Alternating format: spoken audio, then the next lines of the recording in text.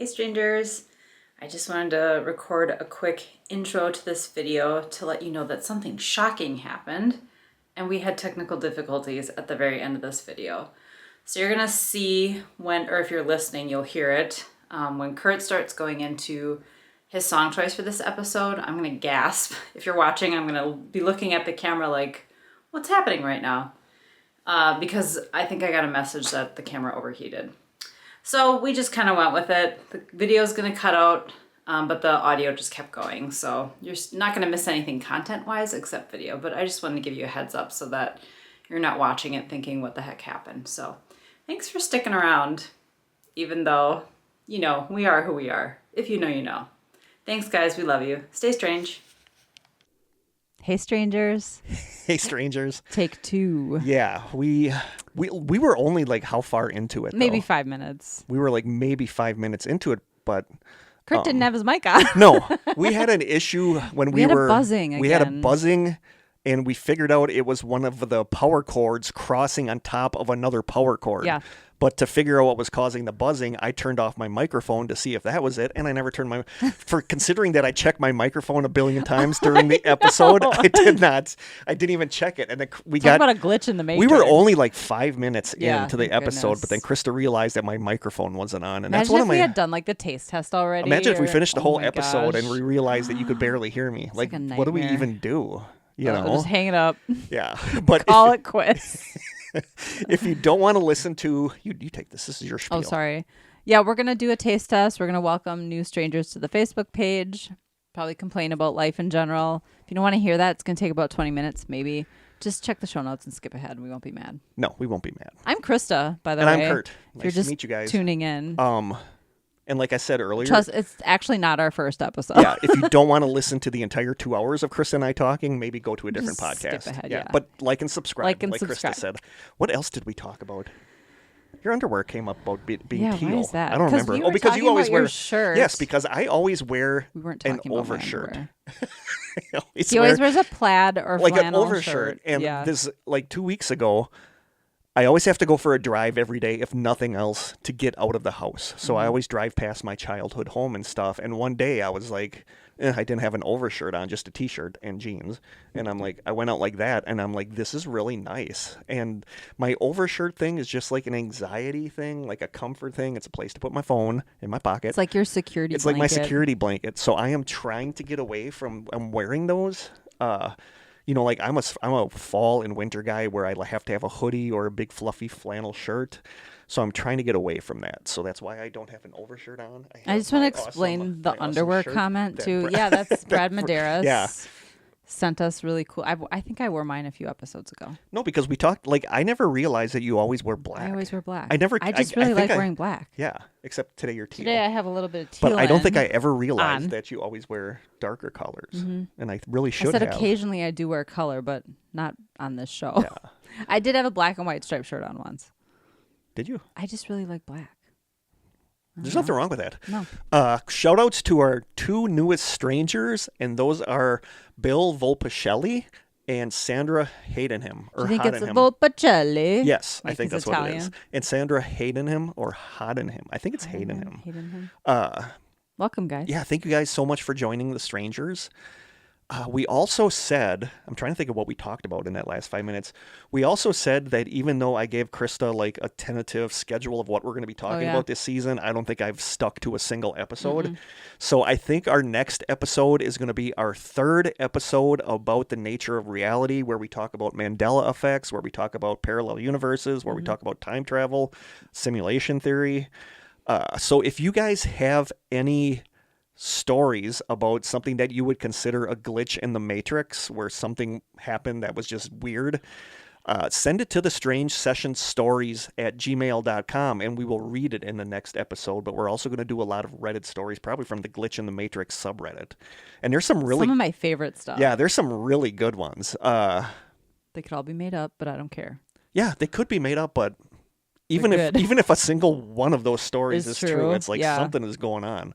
And I've had weird glitches in the Matrix stories. There was that one with, I talked about it on the podcast, I know, like a Nintendo DS game. Like I went to Corey's house, and there was a Nintendo DS game I wanted to borrow of his. So he gave it to me and I took it home.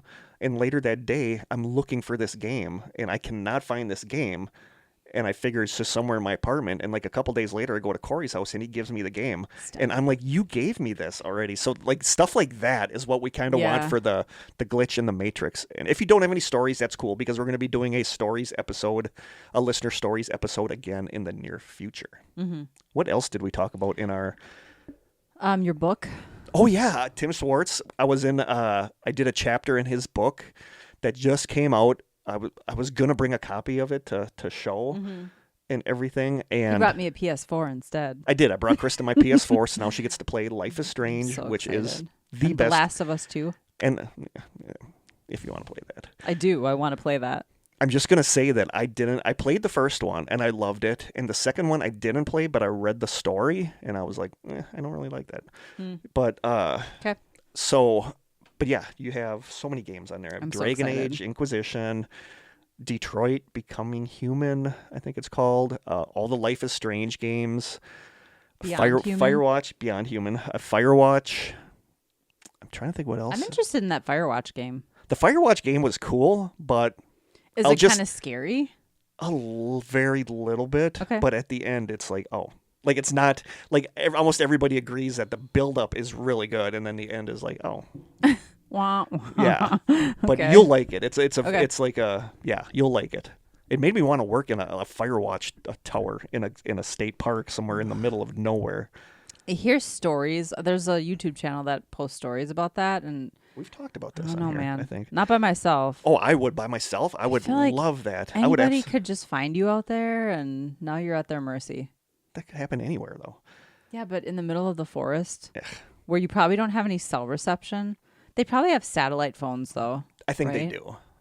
And like in the story, you're Too keeping paranoid. it, there's a woman in another tower on the radio, the ham radio you have, so that's how you're kind of talking to somebody ham radio. else. Okay, Yeah, but there's a lot of games on there for you to play. I'm excited. Um, Happy June. Did I say that? It's June. Happy June. That's how I started the first time around.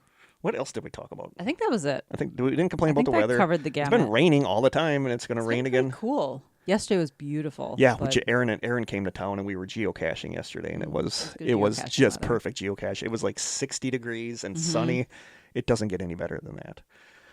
Taste test? Taste test. So I dropped the ball on this one because I was going to look for something weird, and I totally forgot to. Okay. We haven't gotten any listener mail in a long time in our P.O. box. Matthew Thornton hasn't written to us, and I think that's 'Cause because we don't haven't open his opened other letters. letters, which we still have to open. But Aaron and I were out You have to yesterday. be in the right headspace for those things. Aaron and I were out yesterday geocaching, and we saw this, and we're like, "Oh, that sounds really good, actually." So this is going to be a good one. Spoiler alert, it's going to taste yeah, good. like I really want to try this. I just want to show everybody I made this. I don't know if you can Oh, see it. nice. I like literally sat at a pottery wheel and spun clay and made this, and then I went back. This is terrible. I Did should you have try a to get ghost it up behind you closer. while you were at the pottery wheel? No, no. Patrick Swayze. My work bestie KB was there though. We have the same initials. Oh, which is funny. Aaron had a cookout Memorial Day, and I went down there, and I brought the Sherry's dilly beans. Oh yeah. And the Christmas pickles. Oh, the Christmas pickles are good. And Were the dilly beans spicy? They were perfect. Okay. And the Bloody Mary mix. Sherry is a fellow listener. Hi, Sherry. Hi, Sherry. And I brought he loved the Christmas pickles, but he said We said Sherry, not Siri. oh, Siri, shut up. Don't be rude to Siri. But Aaron said he would pay for that Bloody Mary. That was Oh, the really? best Bloody Mary I've ever had in my Oh, life. nice. He would pay for the Bloody Mary mix, and he would pay for the dilly beans. Okay. Like, he loved them. No, something went very wrong. Thanks anyway, Siri. Well, Sherry is an avid listener. Yes, and I she's need to watching friend- the videos now, too. So I need to hi, friend her Sherry. on Facebook. Sherry, your stuff is amazing. Oh my God, that Bloody Mary mix. I'm a fan of her bread and butter pickles. I am too. And That's- her pickled beets. I am too. They're so I good. kept the bread and butter pickles for myself at home because I love those. Don't tell Aaron. No. Shh. Oh, he listens to this too. Oh boy, sorry. Aaron. Anyway, so this is our taste test for today. Okay, bottle or can? Bottle. Twisty or poppy? We're gonna find out. You can unveil it. It sounds good. Okay. Like, I think it sounds amazingly good. Make sure my microphone is on here. Hank's caramel apple. Caramel apple cream I don't know soda. if they can see this. I try to do it so that my microphone just squeaks pretty good. There's a store in Two Rivers that's called Crafty Can you Cravings, take a picture? and it's like Crafty they make Cravings. food. It's like a cafe that makes food and stuff, but they have this huge selection of candy, like old school candy that you can't really get anywhere else, and that's where. Oh, Did you see that? I saw that. Did you hear that? Yeah, because Aaron and I are like, dude, caramel apple cream soda. Oh, yum. That sounds. It does. Okay, I smell a little bit. Glug, glug, glug, glug, glug. Okay. I can imagine what I think it tastes like. I want to see if Yeah, it lives up to my same. expectations. Oh, it smells like a caramel apple. Smells Like really a good. fresh Yeah. apple. Yeah, Wow, how do they do that? Okay, are you ready? I'm ready. It does smell just like a orchard, Like I'm in from an an orchard right now. Ready? Okay. Oh, interesting. It's way less appley and caramely than I thought. And sweet. It's not as sweet as I thought. No, it but would if be. you would, But that's good. I think it just tastes like cream soda. I don't think it tastes super I apple-ish. get a hint of apple. Oh, there's That's an apple. really good, though. That is. I do get a little bit of caramel. I'm gonna, Just on like the aftertaste. I'm gonna give it a 9. Yeah, that's really good. It's very close to being perfect. Yeah, I would give it a 9 too because it's just not quite there, Yeah, but it's Yeah, delicious. it is amazingly good. It's not like those other ones where you taste it and you're like, that's exactly what it tastes like. They're close though. I wish there was more of that apple because I don't know Mm. how it tastes so much like apple cider. It smells way more appley Yeah, than it tastes. it tastes. It's like apples, like freshly squeezed apple cider. Do you squeeze apples? Press. I Okay, think you thank press you. them. Do we have I don't anything? really know actually. Do we? I think it is press. If I'm right, that was a thing in. Did you ever see the Behind the Mask: The Rise of Leslie Vernon? No. You should watch it. Okay. It's that I've sent you like the trailer where it's like a slasher type movie where it's set up like a documentary Oh. where this girl's interviewing the guy that's the serial killer. Okay. You know, that's where he's like complaining about how much cardio he has to do because these girls run and then he has to just walk but somehow still catch up to them and Okay. stuff. So it's But kind of tongue in cheek. Yeah, it's kind of tongue in cheek, but then by the end it kind of turns into an actual slasher. And I think there's Oh. if I'm not wrong, it's kind of a spoiler, but there's a scene involving an apple press. Okay. So Ooh. yeah, but Creative. it's a good movie. Like I like meta movies like that. That you know, like Make fun of themselves. that make that know they're a horror movie. Yeah. You know. Do we have anything else? I don't think so. Time are we looking at? It's hard to say Yeah. because of all the talk. I would say we're probably 20-ish minutes. Okay, then we're good. So we're ready to jump into our main story.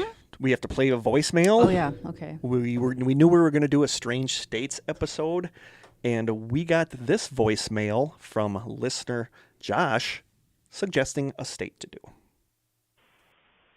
Hey, strangers. This is Josh Arthurs.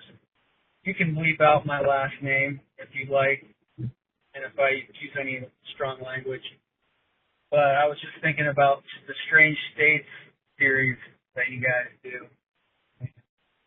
I thought Pennsylvania, that's a really weird state. Not my home state. Ohio is my home state, but you already did Ohio. And you did a great job with it. But Pennsylvania, just top to bottom, gotta be one of the weirdest states. So that's my vote for the next Strange State episode. Anyway, keep up the good work. Show's a lot of fun. You guys are great. So take care. That's great. Yeah, Is thank he you. the one who sent us the song? Yes. Okay, that's what I thought. Thank you so much, Thanks, Josh. Josh. That was a really good suggestion. Like you didn't swear, I, so we left your last name in. I yeah, hope we that's left your okay. last. We've mentioned you before on the podcast. Mm-hmm. Like I years and years ago, I dated a girl, Cindy, that lived in Pennsylvania. So went out there a couple times. Jim All, like one of my best friends, listens to the podcast.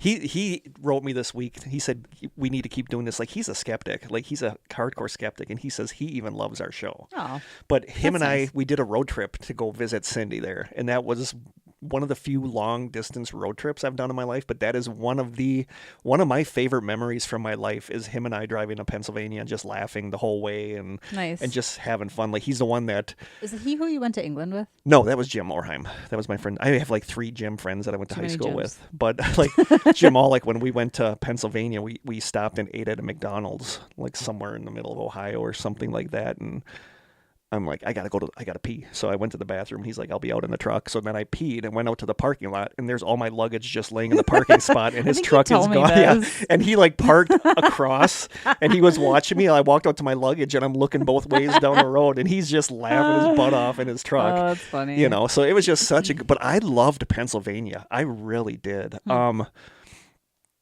of the trips I was out there, I've talked about this on the podcast too. One of the trips I was out there, I don't remember exactly what Cindy's dad did for a job, but he had some tie-in with the Mint in Philadelphia. And we got to tour it, but then because we were with him, we got to go to the sections that other people don't get to go to. Nice. And we took this elevator with like 2 security guards, and the door opened, and we were in this warehouse where it was just pallets and pallets of cash as far as your eyes could see. Wow. And it was like, oh my God. You know, and I loved Pennsylvania. It's such a pretty state. And I just, you know, like Cindy lived in Rock Ledge, which was a suburb, I think, of Philadelphia. Okay. And she lived like down the street from this really nice park. And I just loved Pennsylvania. Loved every second I was there. So it's a good choice, Pennsylvania. So this episode, we are doing Strange States, Pennsylvania. Am I starting? No, I got to do my fun facts. Oh, that's right. Fun facts. Every episode, Strange States, we got to do fun facts. Weird laws, etc. Yeah, that's always number 1. Spoiler. Fun fact number 6. This will put a smile on your face. Don't look. I don't want you to see. I'm smiling. This will put a smile on your face. On September 19th, 1982, the first something was invented at Carnegie Mellon University in Pittsburgh by Professor Dr. Scott Fahlman. Today, according to some estimates, more than 6 billion of these are sent every day. What do you think he invented? Email? You're close. Text? You're closer now. The first sentence, this will put a smile on your face. Emojis? The first emoji was invented on September 19th, 1982, and it was the sideways smiley. So that was more than 6. So he literally just took a semicolon and a and made a smiley. Made a Okay. sideways smiley. 6 billion of those sent every day. I believe it because I probably send like... I still use the old school one too, by the way. You do, because I sometimes get an old school one from you, and I'm like, really? I always use the... Really? Like my most used, I looked at my most used ones, and it's just like the regular smiley, and then it's the one where it has like the sweat drop smiley. Like that's one of my most used ones. I do the crying, laughing one. Yeah, a lot. yes, I do the crying, laughing one too. Fun fact number 5. This comes from Mental Floss's 25 key facts about Pennsylvania. It says, quote, New Year's Eve is a great time to visit the Keystone State. The following items are dropped to ring in the new year in some areas around Pennsylvania. An enormous pair of yellow pants in Lower Allen Township, a wrench in Mechanicsburg, a piece of glowing coal in Shamokin, a giant peep. Shamokin? It's Shamokin. Sounds like smoking. Do you think that's why Shamokin? they Is do it? Maybe it's Shamokin. I don't know. A giant peep in Bethlehem, a giant Hershey's Kiss in Hershey, Pennsylvania, naturally, and in Lebanon, Pennsylvania, they drop 200 pounds of bologna. Oh. So I Okay. don't know, but I love me some bologna. This one is really interesting. Like I never knew this. Fun fact number 4. This comes from Atlas Obscura. This I don't know how to pronounce this word. Sonorous, sonorous or sonorous. I have to see it. You won't let me look. No, don't look. The sonorous stones of Ringing Rocks Park. It says, quote, in 1890, J.J. Ott gave a remarkable concert for the Buckwampum Historical Society. What made the concert remarkable wasn't the music being played, but the instrument Ott was playing. The instrument was made of stones that made clear bell-like tones when struck by a hammer. You might say it was the first rock concert. Ott procured the Stop. Ba-dum-bum. Ott procured the musical rocks from a nearby boulder field in Upper Black Eddy, Pennsylvania, known today as Ringing Rocks Park. The rock field occupies 7 acres of an otherwise wooded area and is over 10 feet deep with boulders. Only about a third of these rocks ring, and for a long time why the rocks rang at all was unclear. However, in 1965, a group of scientists crushed, broke, and sliced the rocks. After performing numerous tests, they found that while all the rocks do in fact ring, they often do so at tones lower than the human ear can perceive. Furthermore, the exact mechanism by which they ring still remains elusive. It may have something to do with the freeze-thaw cycle that helped create the boulder field in the first place. Though many are tempted to illegally steal a ringing rock for later use, it's pointless as the rocks lose their musical ability once taken away from the other stones. That's weird. That's really weird.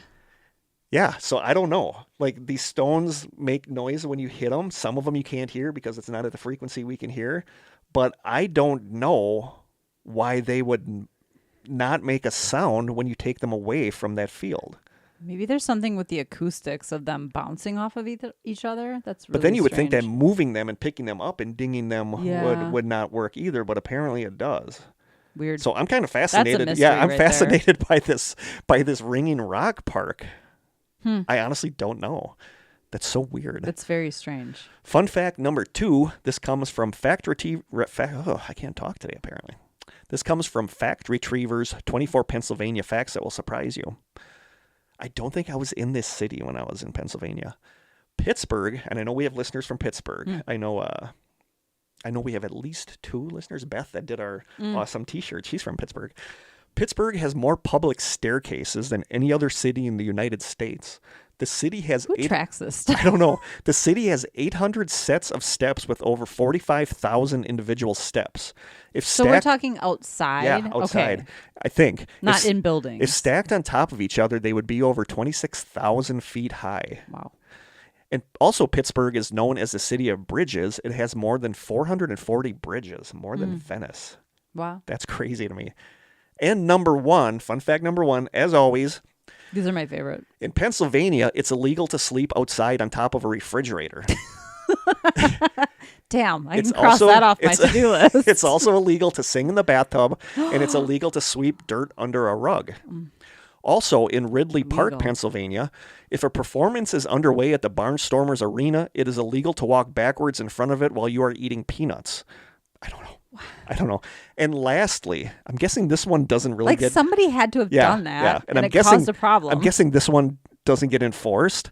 And lastly, if you are driving on country roads at night in Pennsylvania, it is a law that you have to stop the car every mile and fire a rocket into the sky to scare livestock off the road ahead of you. So there you go. I'd like to know the year that I these don't- I'm guessing were, I'm- like brought into law. Did Jim and I break the law when we were driving around in Pennsylvania Yeah. and we weren't firing a rocket every mile to scare Probably. livestock off Was the it road? nighttime? It was probably nighttime. So we probably broke a law. Straight to jail. There we go. All right, so now we are going to start with 10 cryptids / creatures from Pennsylvania. If you know anything about Pennsylvania, a little bit of a spoiler here, you should know what my number 1 is going to be. I'm Okay. just going to say that. I probably don't. You do. Okay. You 100% do. Okay. Okay. I'm going to struggle to pronounce this first one. Albatwitch, I think. Albatwitch. Cryptid Wiki says, the Albatwitch is one of several local legends in the area of Columbia, Pennsylvania. The Albatwitch is a small, about 4 feet tall, man-like creature which supposedly lived in wooded areas. Their main area of residence seemed to be near Chickies Rock, a heavily Rock? wooded area. Love the name Chickies Rock. A heavily wooded area along the banks of the Susquehanna River. Susquehanna River. River, about a mile or two north of town. Albatwitches were also reported from wooded areas all along the river shore. The creatures are named for a habit which they possess. Their bizarre common name is short for apple snitch, as they are reputed to have a taste for apples. I wonder if they would like our taste test. Oh, they would probably love our taste test. It grows on you, by the way. It does. It really I does. like it more now than I did when I first tasted it. I'm going to bump it up to a 10. I'm bumping it up to a 10 too. It tastes like fall in a cup. It does. It seriously tastes like fall in a Like bottle. true apple. Yeah. It's good. Legends speak of how the Albatwitches would oftentimes steal apples from picnickers, occasionally even throwing them at the startled people. Legends also record that the creatures often sat in trees, coming down only to find food. Legend also says that the Albert witches either became extinct or were driven nearly into extinction in later years of the 19th century. Chickies Rock, where the creatures supposedly lived, does have a tradition of strange sights and sounds. In the 1950s and 70s, a man-like figure was seen several times, and local legends also speak of sounds like the crack of a whip heard in the woods at night. That's kind of creepy. It is creepy. One can only wonder if these could be connected with the Albert Witch. Whether these stories are connected or not, several sightings of Bigfoot types have been recorded from this area. A vague report, it's vague, concerning the sighting of a hairy humanoid came from Lancaster in 1973. Lancaster is a scant 10 miles east of Columbia. Another came from the town of North Anvil, about 20 miles to the north, in the same year. In addition, a number of reports have surfaced out of neighboring York County. Also, some sources say that the Susquehannocks, like many Indian tribes, had a belief in an ape-like monster and sometimes depicted it on their war shields. The Susquehannocks. Why can't I say that? It's a hard word. It took me a while when we were in Susquehannocks. Pennsylvania. It took me a while to be able to pronounce Susquehanna. Well, just when I get it down, my story's going to be over. Probably. They were a local tribe. Coincidentally, major evidences of their civilization, ruins of a village and burial grounds, were found at the base of the Chickies Rock. Chickies Rock. Columbia, Lancaster County has Albert Witch Day, a music-rich and vendor-filled celebration of its cryptid where 6,000 plus vendors expected to flock here for the tours, talks, and music, all centered around the cryptid, with trolley rides up the mountain to Chickies Rock. Chickies Rock. I really struggled on that last sentence. Albert Witches. That sounds fun, though. It The little does. festival. I like when they have our number one has a festival that we need to go to, Okay. or I want to get a T-shirt from there. Okay. You will- Someone you will send us too. a T-shirt. You will too. Okay. I just tried to wink with my right eye. Yeah, I can only that wasn't wink that wasn't a with my real good left. wink. I saw that. It's more like I look like I had something in my eye. Cryptid/creature number 9. We had to do this for Krista. Bigfoot. Bigfoot. Although So- I did just kind of talk about a Bigfoot type creature. Yeah, according to a 2019 Mental Floss article, Pennsylvania ranks as the 3rd best place to catch a glimpse of a Sasquatch. Okay. I never realized. Pennsylvania, third best place. I never realized that. So I took a bunch of stories off Reddit about stuff in Pennsylvania for Bigfoot. So here's some stories from Reddit. Somebody writes, quote, "Here in Pennsylvania, there's a lot of forest, about 60% of the state. Outside of our major cities, Philly, Pittsburgh, Harrisburg, Erie, Reading, and Scranton, there isn't huge clusters of people. We also have the Appalachian Mountains running through the state, and in the eastern part of the state, there are a lot of hills and mountains aside from Scranton, We Allentown." should do an episode on the Appalachian Trail. We need to do an 'cause episode there's on the some yeah. stuff that happens out there. They Besides, said I would like murders. I would say without a doubt that this tracks and is a very solid map of sightings in Pennsylvania. I live in central Pennsylvania near where Penn State University is, and I've heard of sightings all over the state, and I've also personally had plenty of encounters myself with vocalizations and knocks. Somebody else writes, quote, "I had a weird experience in Michaux, M-I-C-H-A-U-X, in Michaux State Forest in Adams County. This was several years ago, and I was just there to hike. When I was hiking back to my car, I suddenly got a very intense feeling of something or someone watching me. Some small stones or pebbles hit the back of my leg, and I thought someone had come up behind me and was teasing me, but of course no one was there. It was all You're I by could... yourself and that Yeah. happens. Even if it's someone teasing you, Yeah, like it's WTF. Still, yep. It was all I could do not to break out into a run back to my car. At that time, I didn't know that rock throwing was associated with Bigfoot. I've since learned that this area is considered a Bigfoot hotspot. Like the stone throwing is weird. It's like It's very weird. and the knock. I think I the could knocking, handle a knock. I couldn't handle the vocalization. I probably couldn't handle if a it was vocalization. if it's like as long as it's not like that samurai chatter, Oh, which yeah. I don't ever want to The hear. Sierra sounds. Yeah, like the Sierra sounds, which I don't ever want to hear if I'm out in the woods because those are just straight up creepy. Oh, no. Somebody else writes, quote, "Taking my older dog for a walk so he could go to the bathroom one evening. It was early in the year where it was maybe spring. I can't remember. There wasn't snow, but it was still pretty cold. I walked him out back between my house and my uncle's house, where it's about an acre apart with a small field and a tree line running parallel from a hill with a path perpendicular to the trees up the hill that led to a small gravel road. Stuff like this is what makes me think it's legitimate, where he's trying to So explain. detailed. It's so detailed of where everything is. Although sometimes people say when people are lying, they give you way too many That's details. true. That is true. It's got to be a happy medium. As I got near the tree line, I saw something in an upright position walk slowly away from what appeared to be within the tree line diagonal until it reached a path that led to the road. It was clearly bigger than me, maybe 7 or 8 feet tall. My dog stopped in his tracks, and I froze too, because it's not a likely spot to have people walking around. After a second or two, I yanked a leash and ran with my dog, who was older and had sore legs, so he was a lot slower. Poor little guy. I know. He passed Was away the dog later that okay? spring. No. Well, it didn't get eaten by Bigfoot. No, it though. did not get eaten by Bigfoot. A description of what I saw is it had a muscular, thick build to the point that I originally thought it was a tall man in a dark hoodie. I couldn't see the face, but a moment later I noticed that either the hoodie was shaggy or it was matted fur. As I said, it was about 7 to 8 feet tall. The top of the head looked extended, but not in a point like a hoodie typically is. The arms were pretty long and thick.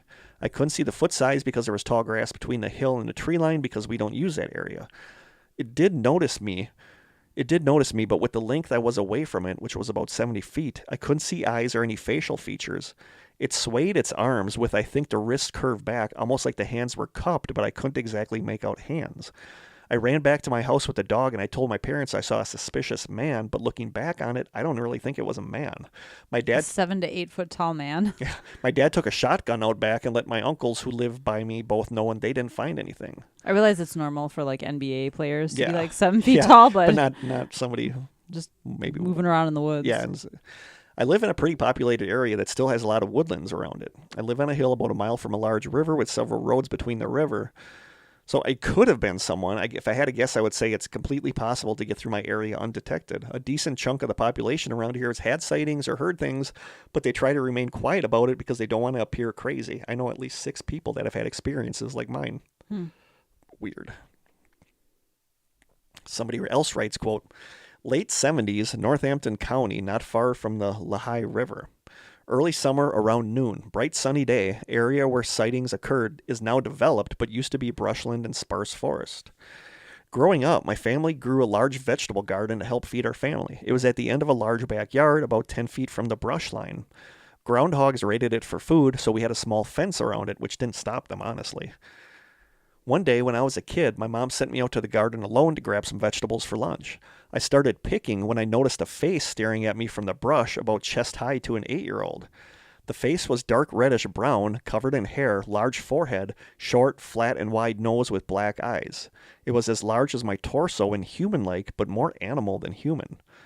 Not sure what I was seeing, I walked up to it staying inside the fence and stared at it. It stared back without moving. After a while, with the face staying motionless, I remember what my mom wanted me to do, and I went back to getting the vegetables, but I noticed the face was still watching me as I was in the garden. When I finished picking the vegetables, I walked back to the face and stared at it. The face stared back unmoving. At this point, I convinced myself that the face had to be an illusion of some sort, and it was maybe the leaves and the bushes or the trees, and I was just fooling myself. What else could it be? So I smiled in relief, and then the face smiled back, only when it smiled, it had fangs. That's No. a nope. I did what any kid would do. I dropped my vegetables and ran screaming at the top of my lungs back into the house. My mom and brother went outside to the garden because my dad was out running errands, and the face was gone. It was a long time before I would go to the garden alone again. I've never seen Bigfoot again, and I live in a major city now, but I'd like to go back to the forest to look for it again someday. Man, I just don't know what I would do. I would drop I my really think vegetables, it- that's for sure. Yeah. And I probably just think drop it would more really things. change my sense of safety and Yeah. reality. Yeah, it would totally change. I mean, everyone I think- knows I'm fascinated by But Bigfoot. but I think you and I are better accustomed to deal with that because we are into this stuff. But I think if somebody's like a hardcore skeptic that it would doesn't really believe in scare me, Bigfoot and they though. see this thing, that's going to like change their entire Yeah. life structure. Again, I've never seen it for myself, though, so I have just that hair of skepticism around it. And I don't know. I think it would just really shift my sense of I have a lot less skepticism safety. about it since we started this podcast. Yeah, Because I like- remember, I I used like to be like that. a hardcore Yeah, you Bigfoot were. skeptic, and now it's like, oh, there's something. Mm-hmm. So this was a news article that showed up on Coast to Coast's website. Nice.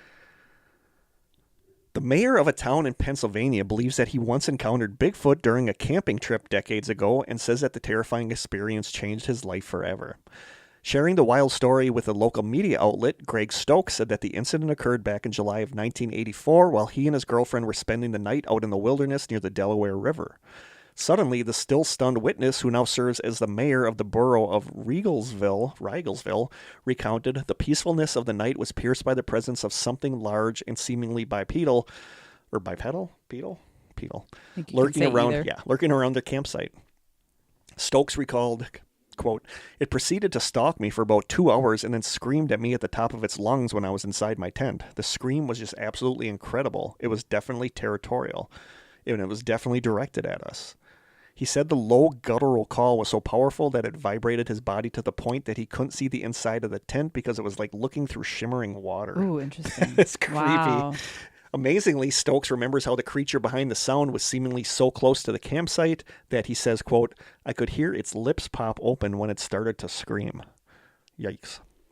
Although he did not catch sight of whatever animal was behind the scream, Stokes is fairly certain that he had run afoul of Sasquatch. He declares, quote, "I'm 99% sure it was Bigfoot, and I leave the 1% of doubt only because I didn't actually see it."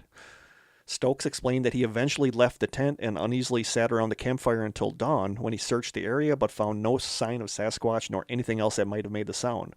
Be that as it may, the mayor mused that that scream was life-changing and it set him on a path looking for answers as to what he heard that fateful night.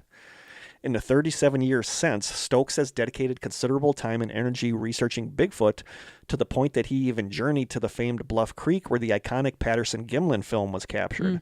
In a testament to just how unsettling the incident that sparked his obsession with the legendary creature was, the mayor revealed he did not return to the camping spot until 2014. As for what Sasquatch could be, Stokes backed the theory that it is a massive remnant hominid known as Gigantopithecus, which he argues may have somehow survived in the wilds of North America undetected to this day. So I can't remember what that's called. When they were talking about the low kind of, it's like, is it infrasound? Infrasound, yeah. That big cats do the same thing, and it actually gives you a sense of like anxiety. That's a common thing with Bigfoot. But there's so many animals that scream that sound like weirdly human. Yeah, big cats can sound like a woman screaming in the woods. Yeah, so I don't know, but he's pretty convinced it was Bigfoot. But, scary nonetheless. Yeah, that's what I got for Bigfoot stuff. But Pennsylvania apparently is a great place to... And Pennsylvania is very wooded. And that makes sense. It's beautiful. We still need to someday go on a Bigfoot excursion with a recorder and like make an episode. Yeah, I agree. We could do that here. Kettle is it moraine. My turn? Yeah. Yeah, for sure. The kettle moraine is just weird. I know that people have had a lot of sightings there, and I know weird stuff has happened there. So it would be kind of cool to have an episode out there. Well, Tobias and Emily, they go there. They talk about. They have a friend. What's his name? He has a documentary on YouTube I watched. I can't think of really what the friend's name is, but they do the Southern Kettle Moraine, which is near Whitewater. Is it? Yeah. Nice. That's where it starts, actually. The Kettle Moraine is. I didn't realize it went that far. But there's a lot of weirdness in Kettle Moraine, so we should go out there and do not a live episode, but record with our recorder sometime. Cool. You gave me another one I can't pronounce. Bryn Athenbeast. I would say Bryn Athenbeast. I didn't know how else to describe that either, but this is number 8, the Bryn Athenbeast. All right. Just call it the Beast. The Beast. Okay, thank you. And then it says, the Brynathan Beast, I guess it's easier to say than I thought, gets its name from the town of Brynathan, where the sightings have taken place. A small town of 1,400, about 60 miles south of Allentown, Brynathan, roughly translated from Welsh to mean Hill of Unity, strikes me as similar to another sleepy New England town, though the creature residing there is more of a legendary ghost than a cryptid creature. While the Headless Horseman dates back to the Civil War era, the Bryn Athen Beast's origins are much more recent. In fact, the first recorded sighting only took place in 1990. Oh, that is really recent. However, the larger lore of dogmen... Yeah, this is like apparently a dogman. And we need to do, like, Michigan is... Like, when we do Michigan is well known for dogmen. And dogmen are like a thing that keep popping up. So at some point we should do an episode about dogmen, because that's apparently a thing. Yeah. I will always go back to this episode of the confessionals that one of our listeners was on telling her Dogman story, Yes. and it still Yep. gives me the chills. However, the larger lore of Dogman is not so modern. In fact, the most famous Dogman pack resides in Michigan, and reports of sightings date back to the late 1800s. Documentation of those encounters recall, quote, a monster with a dog's head and the torso of a man. It is also described to have blue or amber eyes with a howl that is said to sound like a human scream. The Bryn Athen beast is not as well documented as its Michigan counterparts, nor is it as well known outside the immediate community. However, jazz singer and local ghost hunter Eric Mintel has compiled multiple accounts and performed several stakeouts to try and get to the bottom of things. I want a business card that says jazz singer and ghost hunter because I think that's awesome. And demonologist. And demonologist. According to Mintel, the Bryn Athen beast is a giant dog that prowls on all fours until it goes on the offensive. Then it rears up onto its back feet, rising up to its full 7 or 8 foot height, and attacks like a human. It also shares a few characteristics with ghosts. It doesn't make noise when it walks, and it disappears as if melting into the ether. One of Mintel's colleagues, paranormal investigator Tom Carey, shared his suspicions that the beast may be using portals to travel between locations, I which love is the a portal. common I love the Bigfoot portal theory. I love yeah. the portal theory. And I it's really an do. Interdimensional beast. Yep. While everyone who has encountered the beast has reported feeling very threatened, everyone has also survived, that we know of. Yeah, because you're not gonna... You're not going to hear from the people who didn't. Which is another trait of your classic cryptid. They're more afraid of you than you are of them. So if you ever encounter the beast, or a dogman in general, since they are apparently everywhere, stay calm and wait for them to melt into the darkness. And don't forget to snap a few pictures if you can. Please snap a few non-blurry pictures. Yeah, not blurry, shaky photos. So cryptid creature number 7 is the Waterford Sheepman. Waterford Sheepman. The Waterford Sheepman is an abominable... Wow, I just had really, really weird deja vu, and I don't know why. Ooh. Yeah.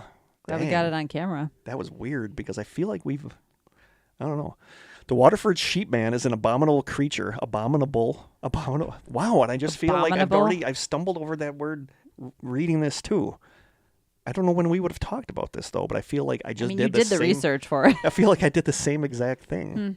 Weird. The Waterford Sheepman is an abominable creature that terrorized the small rural town of Waterford, Pennsylvania in the early 1970s. Local native Marilyn knew of the Goatman legend as a teenager in the 70s, but along with the stories, she had also seen it with her own eyes on more than one occasion. I lived on Baghdad Road, and I saw this figure running across the dirt road at one point near the old sawmill. She remembers that at the time there was much talk about the Goatman legend, with many people catching a glimpse of the creature darting across the road into the brush along farm fields. She had a second encounter with the monster when she was 17. She says, quote, he was there one night I drove home, and right before I turned into my driveway, there he was running across the road and into the woods. Not sure how it went from the goat man to the sheep man. But Waterford native Richard Galbraith knows the legend well, and as a child he was told, quote, don't let the sheep man get you when he went out at night. He was warned to avoid the area of Pennsylvania Route 19 on the outskirts of the city at night, or else the same fate would befall him that happened to so many unwitting animals. The blood-crazed sheepman would tear him apart. Richard was wise to take the warnings to heart, for there were many alleged incidents of the sheepman violently attacking humans as well as ravaging livestock. Herb Kinney, a Waterford native and businessman, knew the terror of the sheepman firsthand. He had a friend who was a victim of the ungodly creature as it lay in wait for him on top of the Waterford covered bridge, a Nearmeyer road that spans LaBouffe Creek. Herb recounts the story in his own words, saying, quote, it was always said the sheepman lived in a cave on Baghdad Road. He was known to frequent the covered bridge southeast of town on East Street. There's something creepy about covered bridges. And also beautiful and nostalgic. There's a covered bridge that shows up in our haunted section, actually, in the same episode. I love covered bridges. They're really beautiful. I mean, and they're becoming very rare. The sheepman was said to hide up in the rafters of the old bridge and jump down and terrorize young lovers that had parked in the bridge. 2 couples from Erie were traveling into the bridge late one summer night in a dark blue Ford Mustang convertible with the top down. It had started to sprinkle, so they pulled inside the bridge to put the top up when they were attacked. The boy fought off the creature and peeled out, filling the bridge with smoke from the burning rubber of their tires. The roof of the car was damaged, ripped, torn, and mangled to the point that it had to be replaced. All 4 of the young people insisted the incident really happened, telling the tale to their parents. The parents feared embarrassment and would not allow any police reports to be filed. Nevertheless, the countryside surrounding Waterford was abuzz in the 70s with stories and sightings of the creature known as the Sheepman. It seemed the legend faded with the decades because there have not been any sightings of the creature since the close of the 1970s. That sounds more like an urban legend than an actual creature. But a sheepman sounds like, if I had to pick a cryptid to see, I'd like a rather a sheepman sheepman. sounds cute. Yeah. You know, Goat man. I think it's just because the goat has always been sort of associated with the devil. Evil. Yeah. Like evil, and a sheep would be like cute, you know. Okay, number 6. This is such a weird Potter name. County Nondescript. The Potter County Nondescript. This is from Pennsylvania Wilds, a cryptid in the woods of the PA Wilds. And we'll put links to all of this in the show notes, by the way. The first report hit the newspapers on April 21st, 1897. A fisherman up in Nelson Run, in the present-day Dark Skies landscape, reported seeing this creature. Walking upright, the hairy creature screamed and beat its chest. So much Sounds is very it's, ape-like. it's a lot of Bigfooty creatures in Pennsylvania. The fisherman jumped onto his horse, which was already frightened, and fled the scene.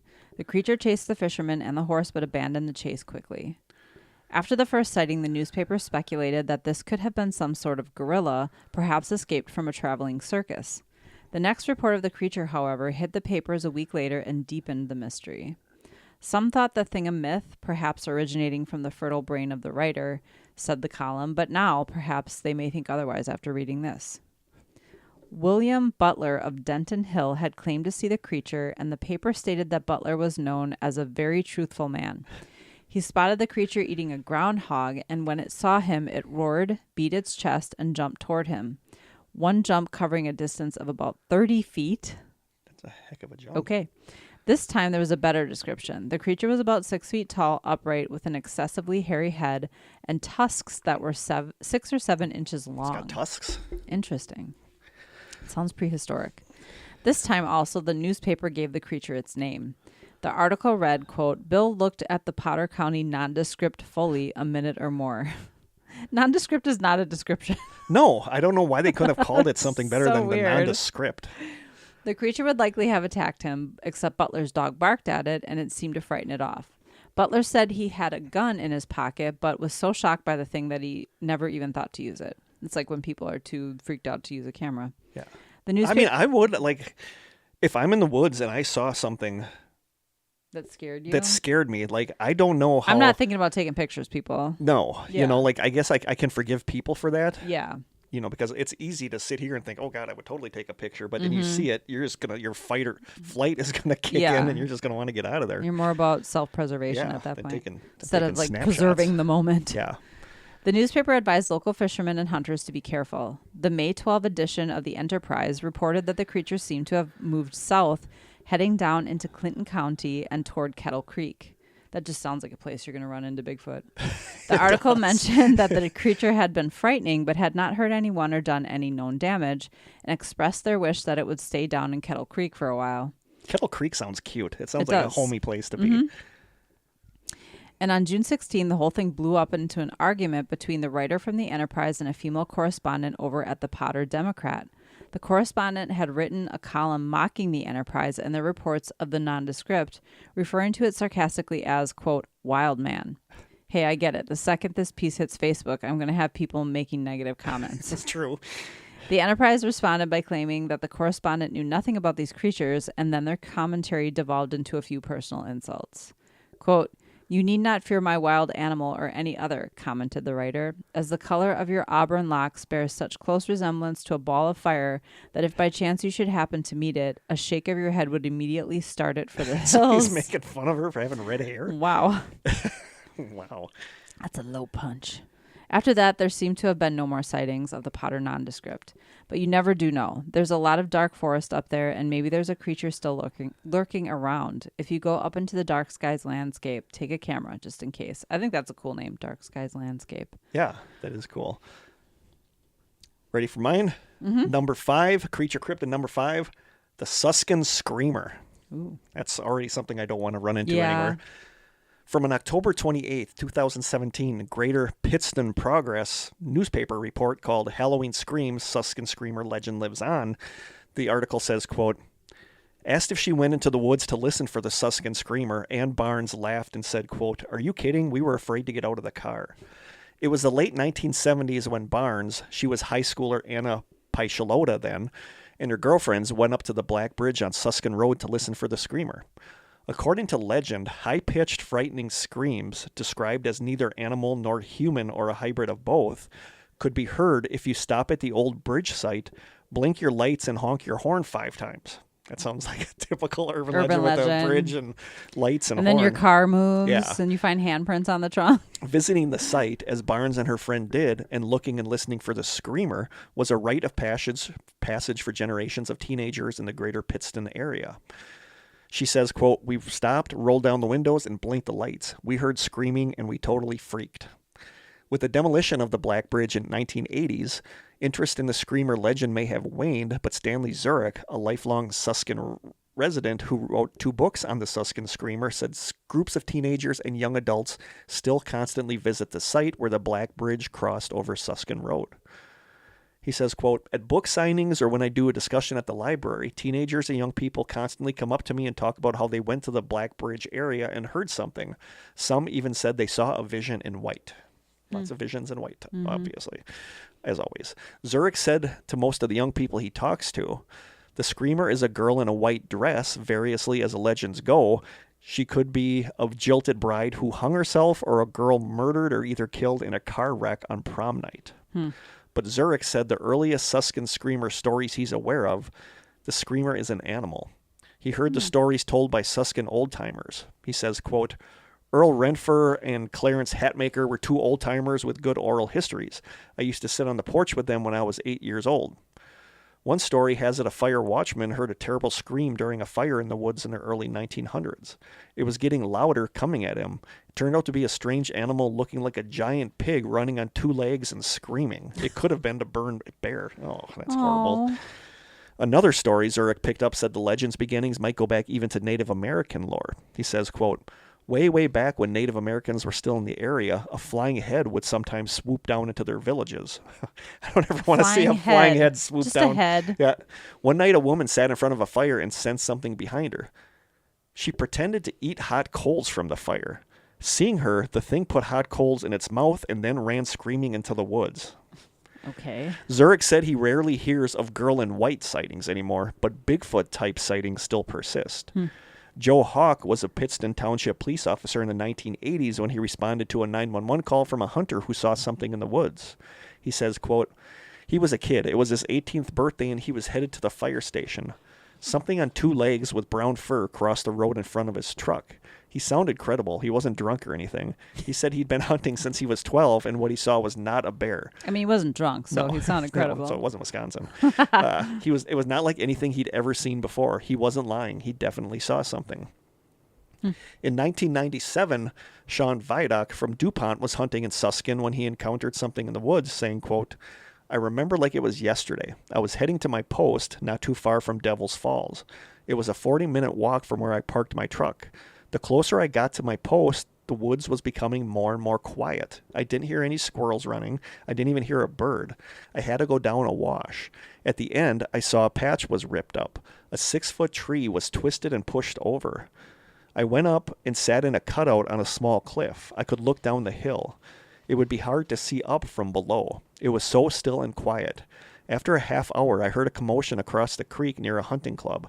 I could see something coming towards me. It was not a bear. It was a gray, muscular creature with a large head and a flat snout. I heard a gunshot. That startled it. He lifted his foot to run, and I saw large claws. He ran hunched, like a crouch, not like a bear. Like something out of a book. I gathered my gear and hightailed it back to my truck in record time." Zurich said that sightings like these still continue. He says, "Surprisingly, in the last 4 to 5 years, we've got a lot of calls on big, hairy creatures roaming the 18-mile stretch from Suskin to Thornhurst." As to his own experience, Zurich said that he's heard the screaming, saying, quote, "I couldn't tell what it was. It sounded like a woman being attacked." Which we just talked about, that there are animals that make that noise. Zurich's first book was Suskin Screams, and his second is The Suskin Screams Louder. Both chronicle a list of strange happenings in Suskin and many deaths from accidents, suicide, and murders. Some can be verified through newspaper accounts. For example, Zurich writes about a family drowning in a small lake on Easter Sunday. He's right about it being a holiday, but it was Labor Day in 1955. 3 sisters, 3, 5, and 8 years old, drowned when a boat capsized. That's so sad.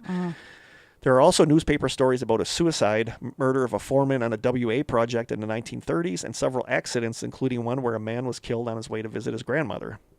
Zurich said with so many deaths in the area, there are many crosses scattered around the Suskin woods, and some people believe spirits and hairy beasts are roaming the woods as well.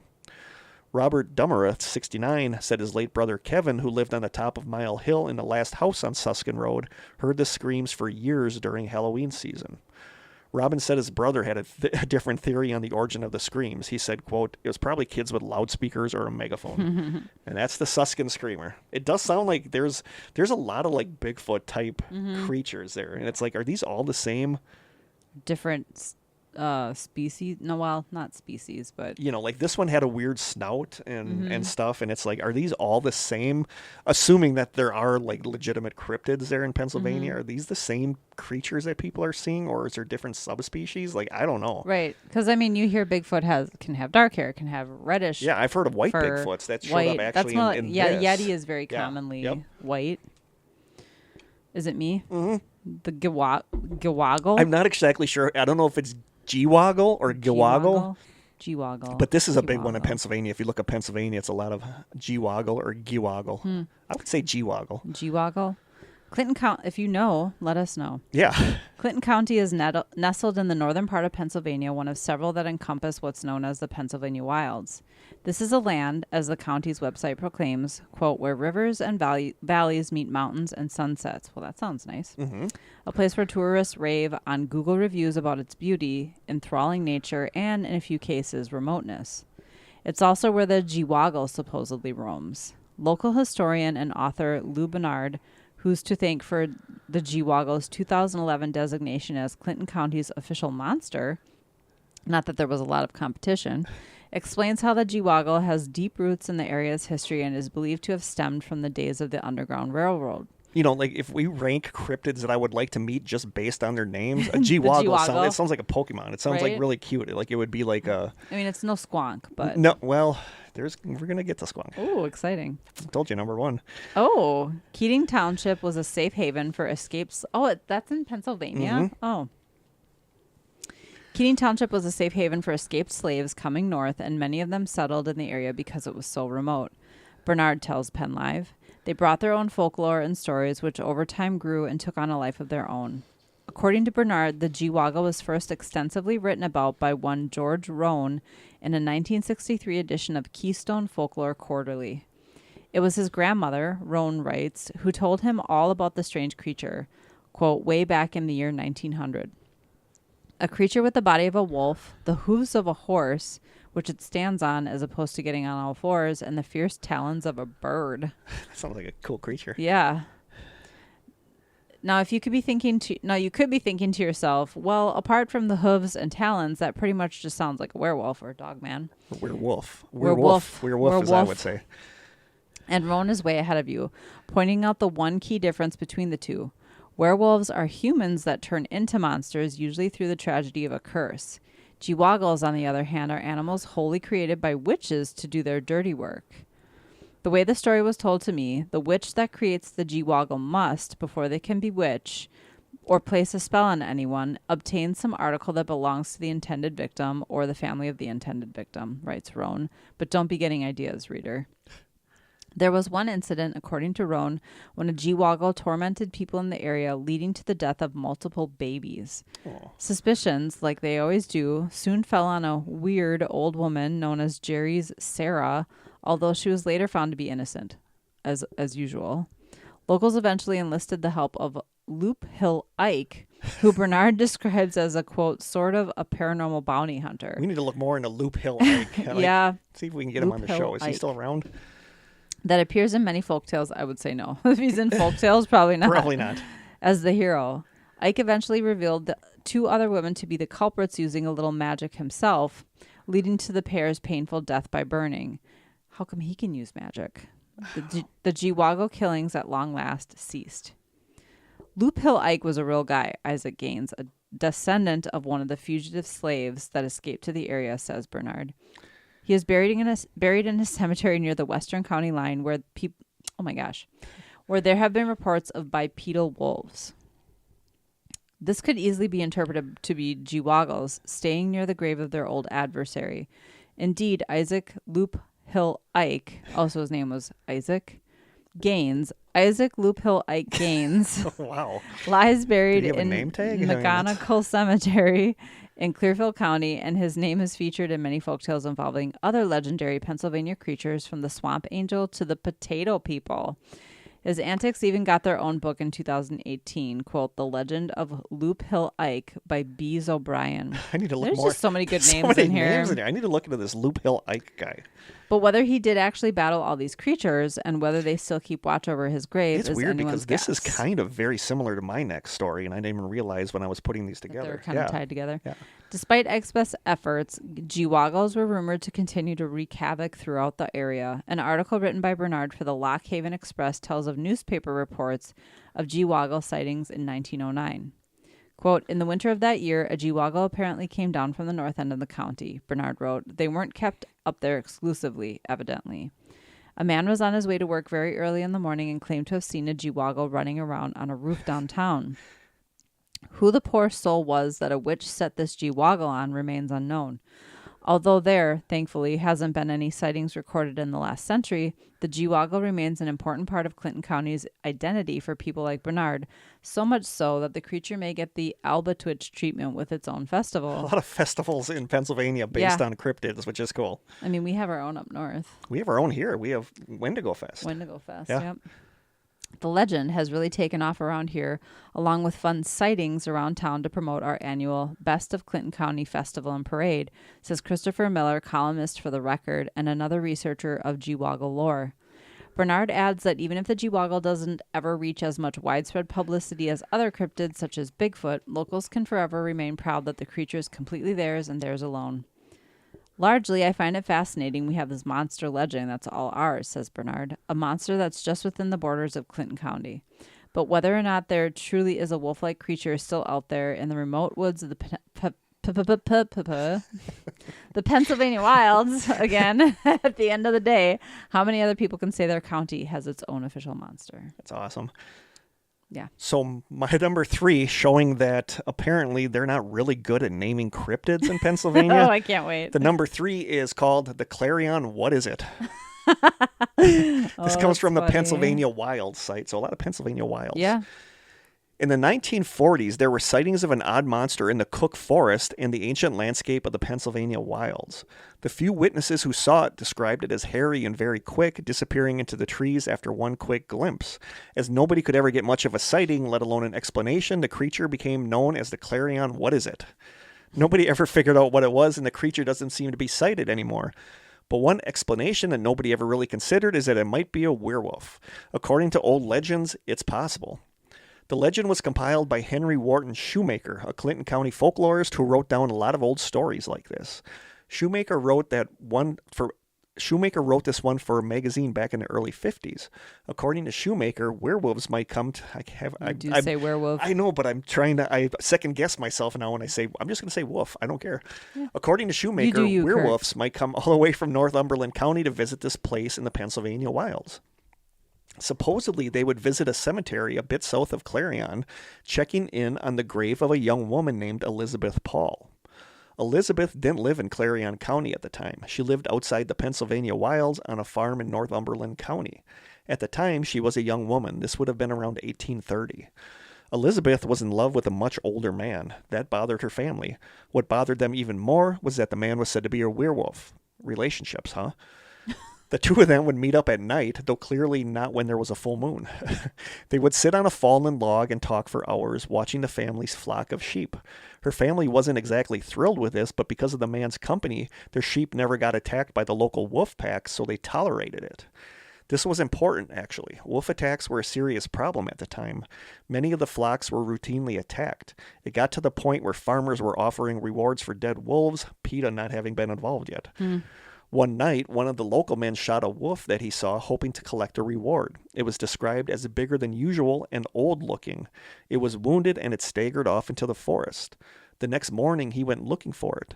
The story said that the man went to find the wolf for the $25 reward, tracking it by its blood. He didn't find it, not exactly. He found Elizabeth's old boyfriend lying dead. Lying on his back, shot through the heart, said the story.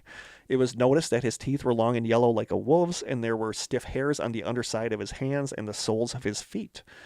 The man was buried where he had fallen. And even though he was dead, Elizabeth and her family seemed to get a sort of residual protection from the local wolf packs. It appeared that the wolves felt a kind of loyalty, as Elizabeth's family never lost a sheep to the wolves again. Elizabeth Paul was not a fictional person. Her family appears in property records from the area. Records show that she was born around 1811. As she grew up, Elizabeth got married and moved to Clarion County about 1850. She died there in 1905 and was buried near Cook Forest. Her grave may still be getting some special protection from the local werewolf population. To this day, reports of upright canines are noted in the area. Maybe the werewolves are still checking in on Elizabeth's grave, and maybe Clarion County has its own tribe of werewolves protecting a grave forever. I think that's a cute story. Yeah. Don't know if it's true, but Right. I think it's a cute story. It's very Twilight-ish with the werewolf. Very. Yeah. I was totally thinking about that, actually. Another weird name, Raystown Ray. Raystown Ray. For decades, there have been, so if the name had been Wrightstown, it would be Wrightstown Right. Raystown Right. Raystown Ray. They're not very original. For decades, there have Better been... than Clarion, what is it? Yeah, that's true. The nondescript. For decades, there have been sightings of a creature in Huntingdon County, Pennsylvania's Raystown Lake.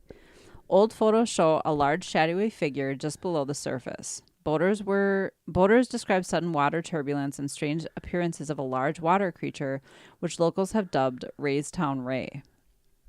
There's actually photographs. Yeah, I didn't look at them, actually. I should have. And I should have put them on here so we could show them, but Yeah. I totally forgot. The first known photograph of Raystown Ray, photographed by a local fisherman looking over the lake from the Huntingdon County. That's where the picture was in the article. Oh, okay. Oh, that's the description. That's of the the description photo. of the photo that I didn't copy and paste. I was able to in the ghost writing. Oh, did you? I was able to Okay. overlay pictures. Maybe in there. maybe we should I start can see doing if I that. can find it. Yep. We've known it's been in there a while now, admitted managing director of Raystown Lake Dwight Beal when he was asked his thoughts on this astonishing discovery. It's a private creature, but it comes out around this time of year, April. Call it Raystown's own Puxatawny Phil. Puxatawny Phil. In 2000, we don't hear a lot of water creatures. I don't get into water creatures. I don't know what it is, but I just am not interested in water creatures. Same. Nessie doesn't do anything. Yeah, for no. me. Like, I don't know. I have a weird Yeah. disinterest in water creatures. But I try to throw one in anytime we do a cryptid because I know people do like water creatures. In 2006, when asked his professional opinion, Jeff Krause, wildlife biologist at Raystown Lake, submitted the following statement in writing, quote, "I believe it must be a vegetarian. We have not seen any evidence of this animal taking fish, geese, otters, or ducks. So I would suggest that our swimmers and boaters are very safe. It appears this animal's habits are similar to manatees, which are completely herbivorous and gentle. The increase of weed beds around the lake is probably providing more food in the shallows for herbivores, and that would increase sightings." So he's basically saying this is a real thing. But vegetarian? Yeah. I can't see like a big lake creature being vegetarian, but I never know. guess. Central Pennsylvania is all... There were dinosaurs who were herbivores, That's true. though. That is true. Central Pennsylvania is all excited about Raystown Ray. Not only are testimonies being recorded from eyewitnesses, some of these witnesses have actually caught this strange creature on photos. The first known photo taken was in 2006. Estimates of the creature's size from those who've seen it claim it may be up to 50 to 60 feet long. The first recorded sighting of Ray actually occurred in 1962 at Old Raystown Dam, according to the Huntingdon County Visitors Bureau. In 1971, the dam was destroyed to create the 8,300-acre man-made Raystown Lake, which is as deep as 185 feet in some places. Ray has gotten so popular that in 2010, Sci-Fi Channel's Fact or Faked, oh, here we are again, Paranormal Files sent a team to investigate. The investigation included a night dive to search the lake, sonar recordings, photo recreations using a floating log to help determine the legitimacy of pictures previously taken of Ray. And I think I remember this episode, actually. Really? And the use of a large dead carp as bait, though Ray's diet is thought to be primarily aquatic plants. Their conclusion was that the sightings reported by witnesses generally seemed credible and that it was possible there could be a large creature living in Raystown Lake. I need to watch old episodes of Fact and Fake because that was a really Where good do show. you find it, though? I think you can get the first season. You can buy the first season on Amazon Prime. Oh, okay. It was back in early May, around 2005 or 2006. Oh, this is a story? I think so. I was camping at the... Susquehannock. Thank you. Campgrounds at Raystown Lake. Having camped there many years in the past with my family, this time I was alone. I had never heard about Ray. As had been my normal routine, first thing in the morning, around 7 a.m., I would go for a swim on the south side of the camp area called the Bow. The Bow? This was the first time there was no one else in the area. Houseboats like to come there because of the no-wake zone.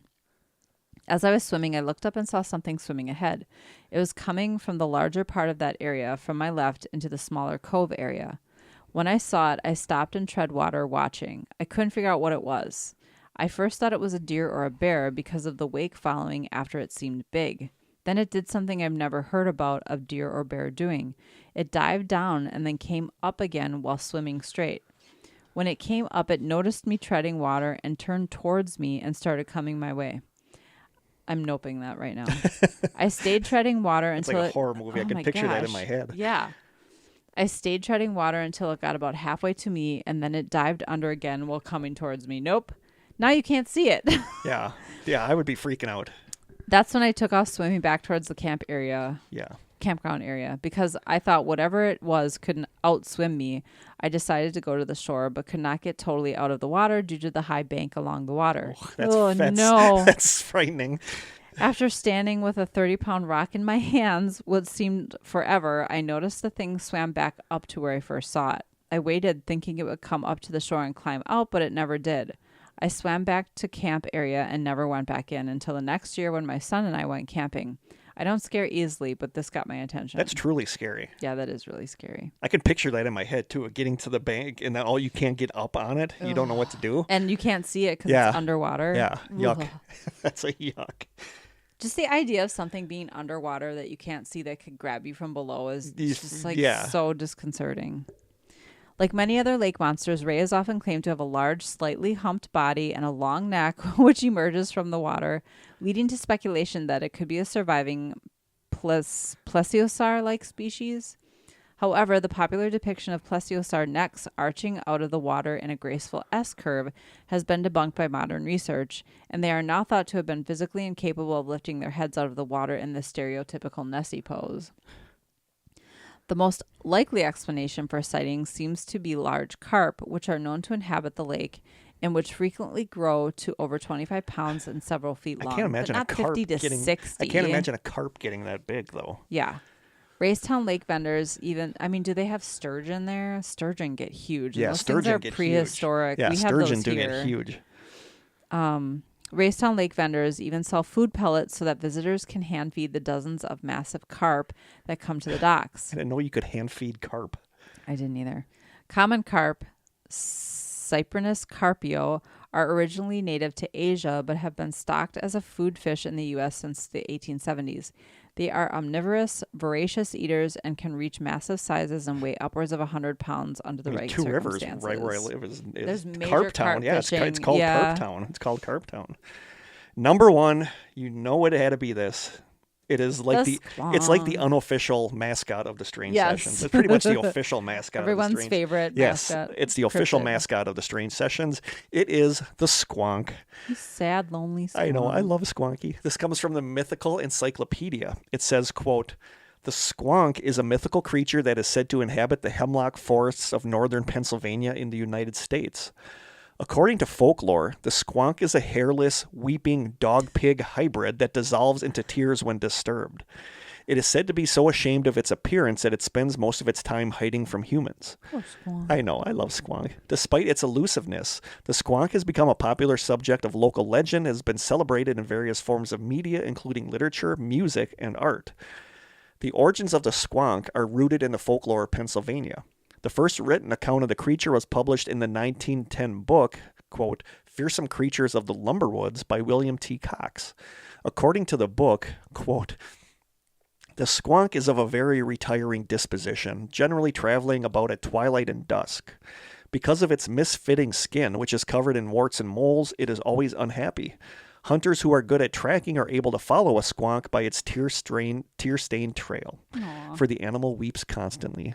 When cornered, an escape seems impossible, or when surprised and frightened, it may even dissolve itself into a puddle of its own tears. The book goes on to say, quote, the squonk is probably the homeliest animal in the world, and it knows it. Aw. I know, that's so sad. Poor squonkster. I know.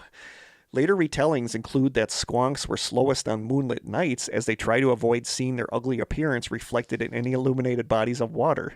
In addition to warts and moles, the creatures were given webbed toes on their left feet. It's why just a left foot. It's said that the squonk's method of love and reproduction is binary fission. So it just splits like a cell. Aw. I know. Hunters looking to bag it supposedly have a difficult time as the squonk is known to dissolve itself into a puddle of its own tears to escape capture. The squonk has been depicted in various forms of art, including paintings, sculptures, and illustrations. Many of these depictions show the squonk as a morose dog-pig hybrid, hairless and weeping and covered with warts and moles. The creature's eyes are often depicted as constantly weeping tears.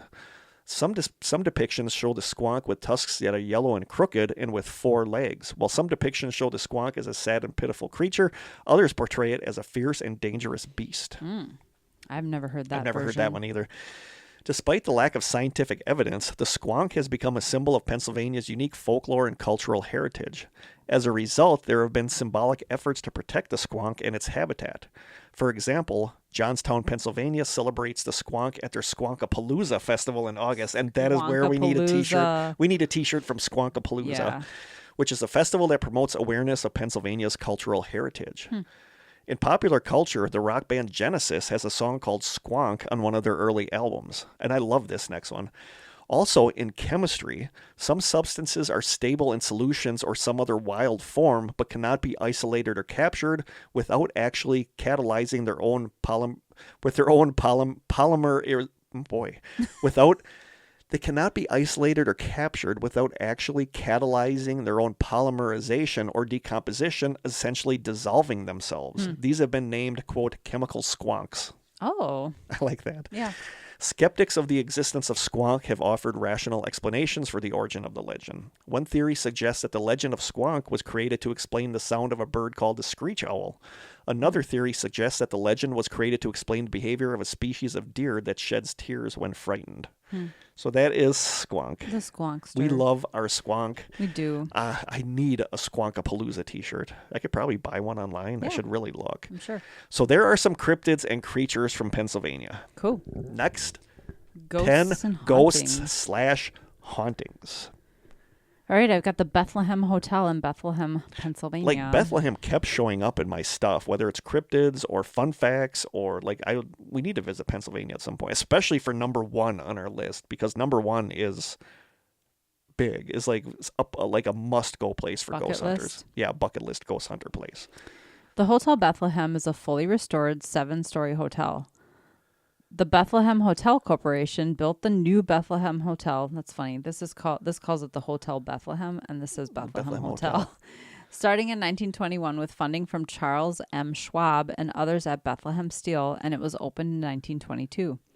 After the closure of Bethlehem Steel in the 1990s, the hotel stood vacant, and there were plans to convert it into something else, but a group, I thought it was AA group. There's just an extra A there for no reason. But a group of local investors bought it and renovated it extensively in the late 1990s. On January 29, 1989, there was a major fire on the 4th floor. A guest plugged her traveling iron in, causing a large flash from the outlet that quickly caught fire. She called the hotel lobby, and the front desk staff attempted to put it out with a hose, but the fire raged out of control, spreading to the 5th floor. The fire department ultimately extinguished the fire, but 4 people died and 14 were injured. Dang. At the time, the hotel was filled with 20 judges and police officers in Bethlehem for a convention and a college music competition that brought in guests and their families. That's a lot of people that, Yeah. dang. Some of the hauntings at the hotel. Francis Daddy Thomas. Daddy's a weird nickname.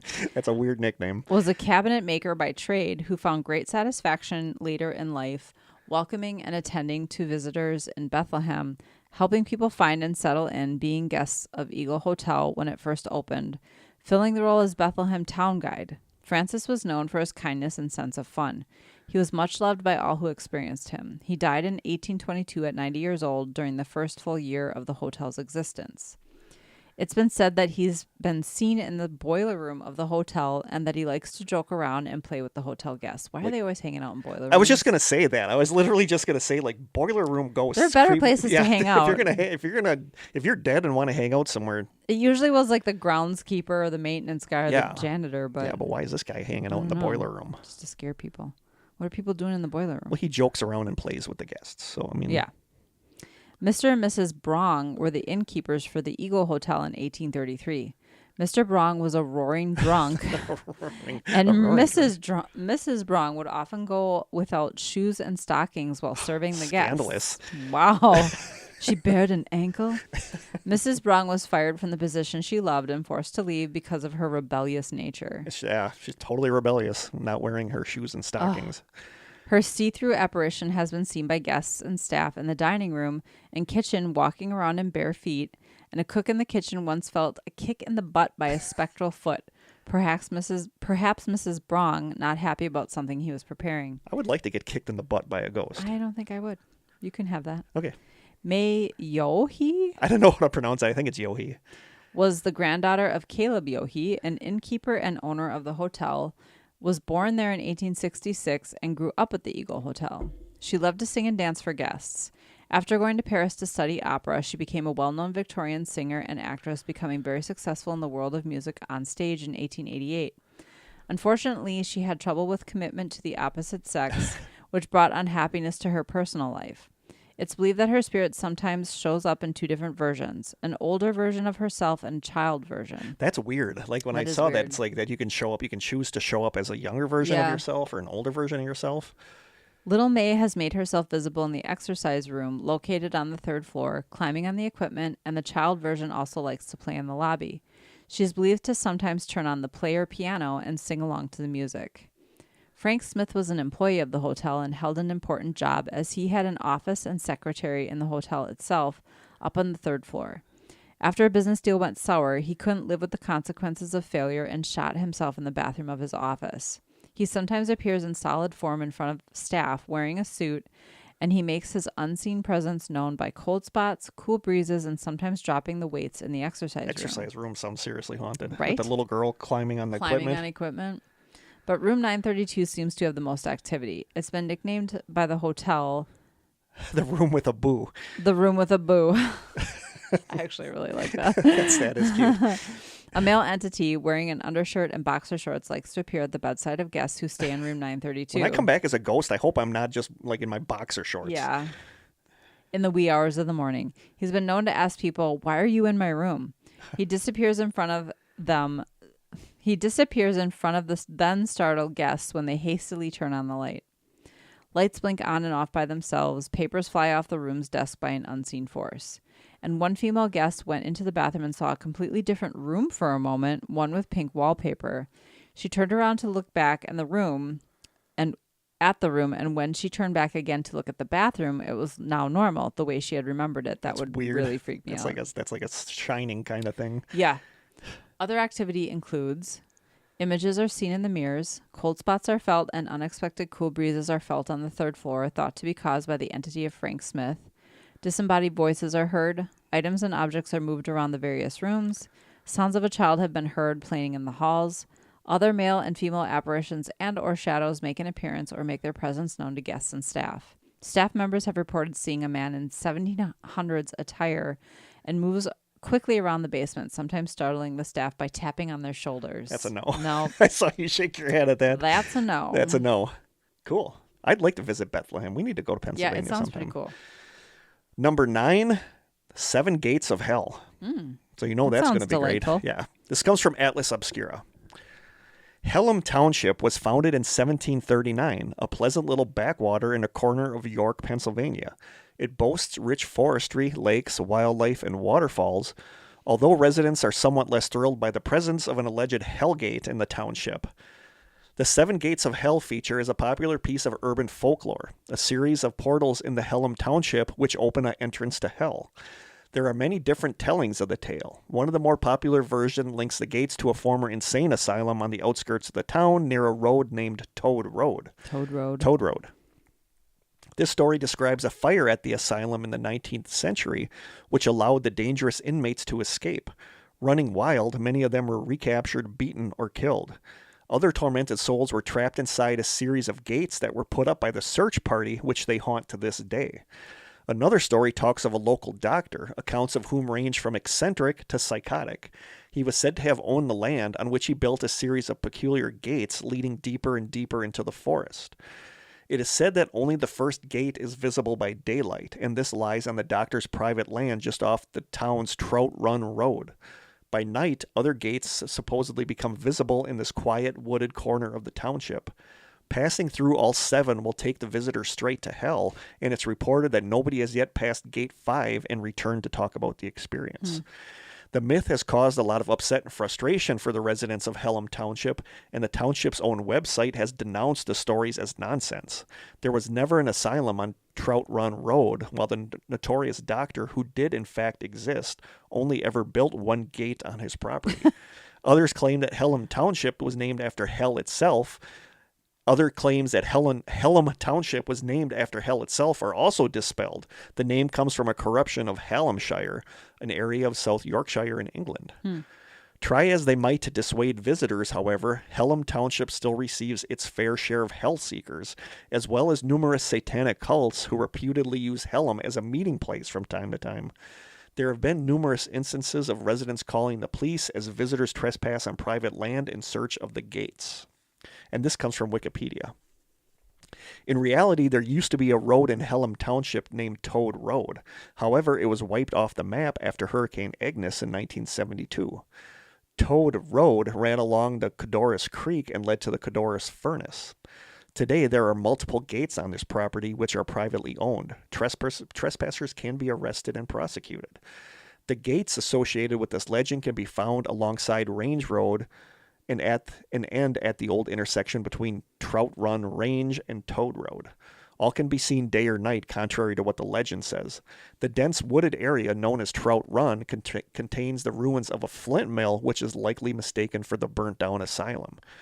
The only detail to back truth up to this myth would be the fact that Dr. Harold Belknap, a practitioner at Westside Sanitarium, lived along Toad Road. He was not eccentric, but was actually super kind-hearted. He would often make threatening signs for any trespassers, most likely those interested in this legend, with toad-related humor written on them, which is how the road got its name.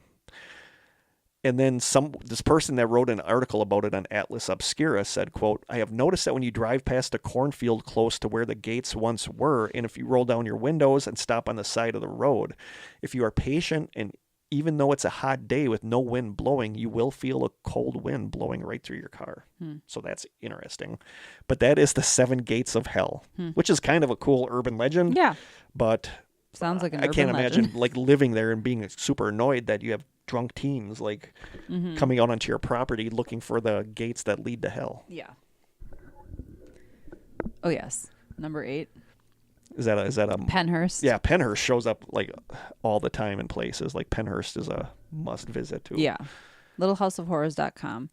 Originally known as the Eastern Pennsylvania State Institution for the Feeble-Minded. I need to go and someplace. I need to Epileptic. go to an institution for the feeble-minded. The Penhurst State School and Hospital was once labeled, quote, the shame of Pennsylvania. Most of its 32 original buildings are now demolished or abandoned, even though some have a new purpose now.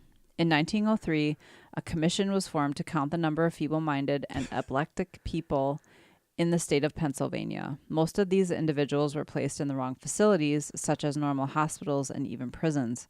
A new facility was urged to be built, and from 1903 to 1908, the construction was made of a place where mentally challenged and physically disabled people would be properly cared for.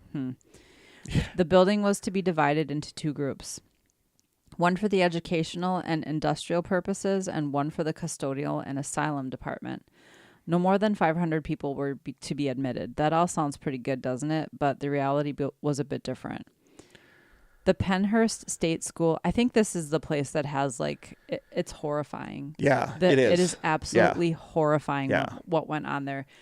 Project Fear went back there. I think on their it YouTube talks. channel. I think it might mention Project. Okay. Like I think it might mention them going there in this I article. have don't watched. remember. I have watched the whole episode all the way through, but now when I rewatch it, I have to skip over the beginning part because it's just so horrifying. Yeah. Is that when they show like video of the People being chained in Yeah. their beds, Yeah. and it's horrifying. The Penhurst State School and Hospital was located away from society, hidden behind a dense forest. The residents had daytime jobs at the facility such as mattress making, shoemaking, and repair, grading, farming, laundry, domestic duties, sewing, baking, painting, and working at the shop. Penhurst even had its own railway station to deliver coal and other supplies to operate the facility's powerhouse.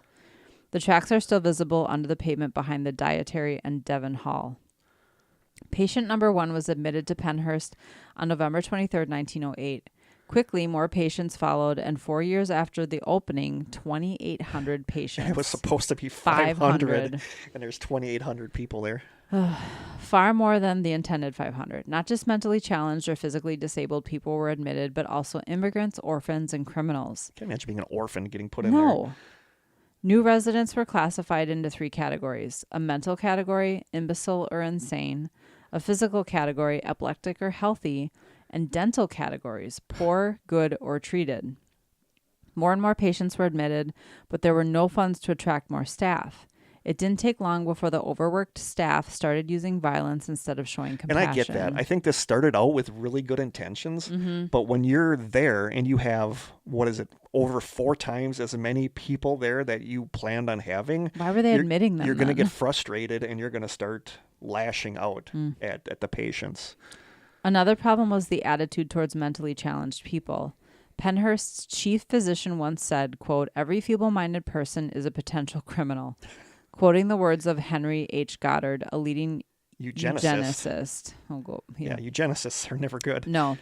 Patients that showed misbehavior were placed in isolation. Some wanted attention so badly they self-inflicted injuries to get out of isolation. Patients who had tried to bite a staff member or patient had their teeth removed. One doctor by the name of Jesse G. Fear, great name for him, actually enjoyed torturing patients by giving them the most painful injections available that didn't cause permanent damage. That's horrible. In 1968, and nobody was like Monitoring, there to help these people. Except this is what I remember a lot about this, because they have so much footage of it because of this. Yeah, it was bad.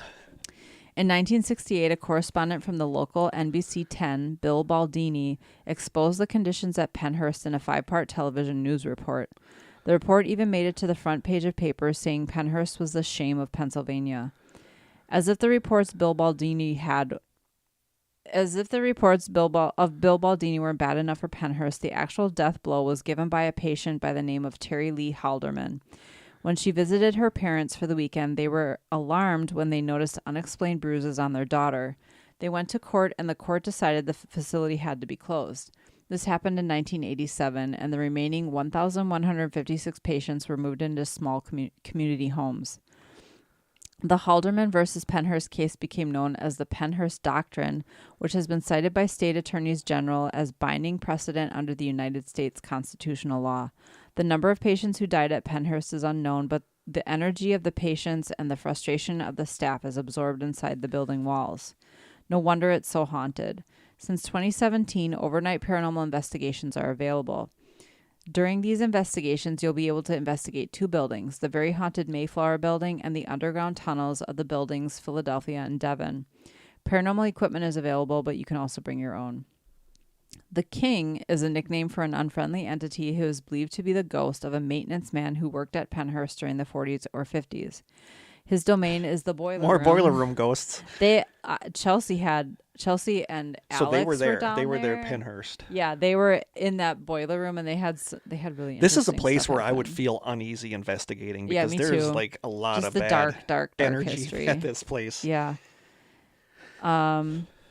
He manifests himself as a shadow figure, but he has plenty of energy to touch or even choke people. Cigar smoke is a common scent when he appears. When you go down to the boiler room, you'll see many cigarettes on the floor. They are presented to him as trigger objects. They'll keep him happy for a few minutes, but his attitude towards visitors changes within the blink of an eye.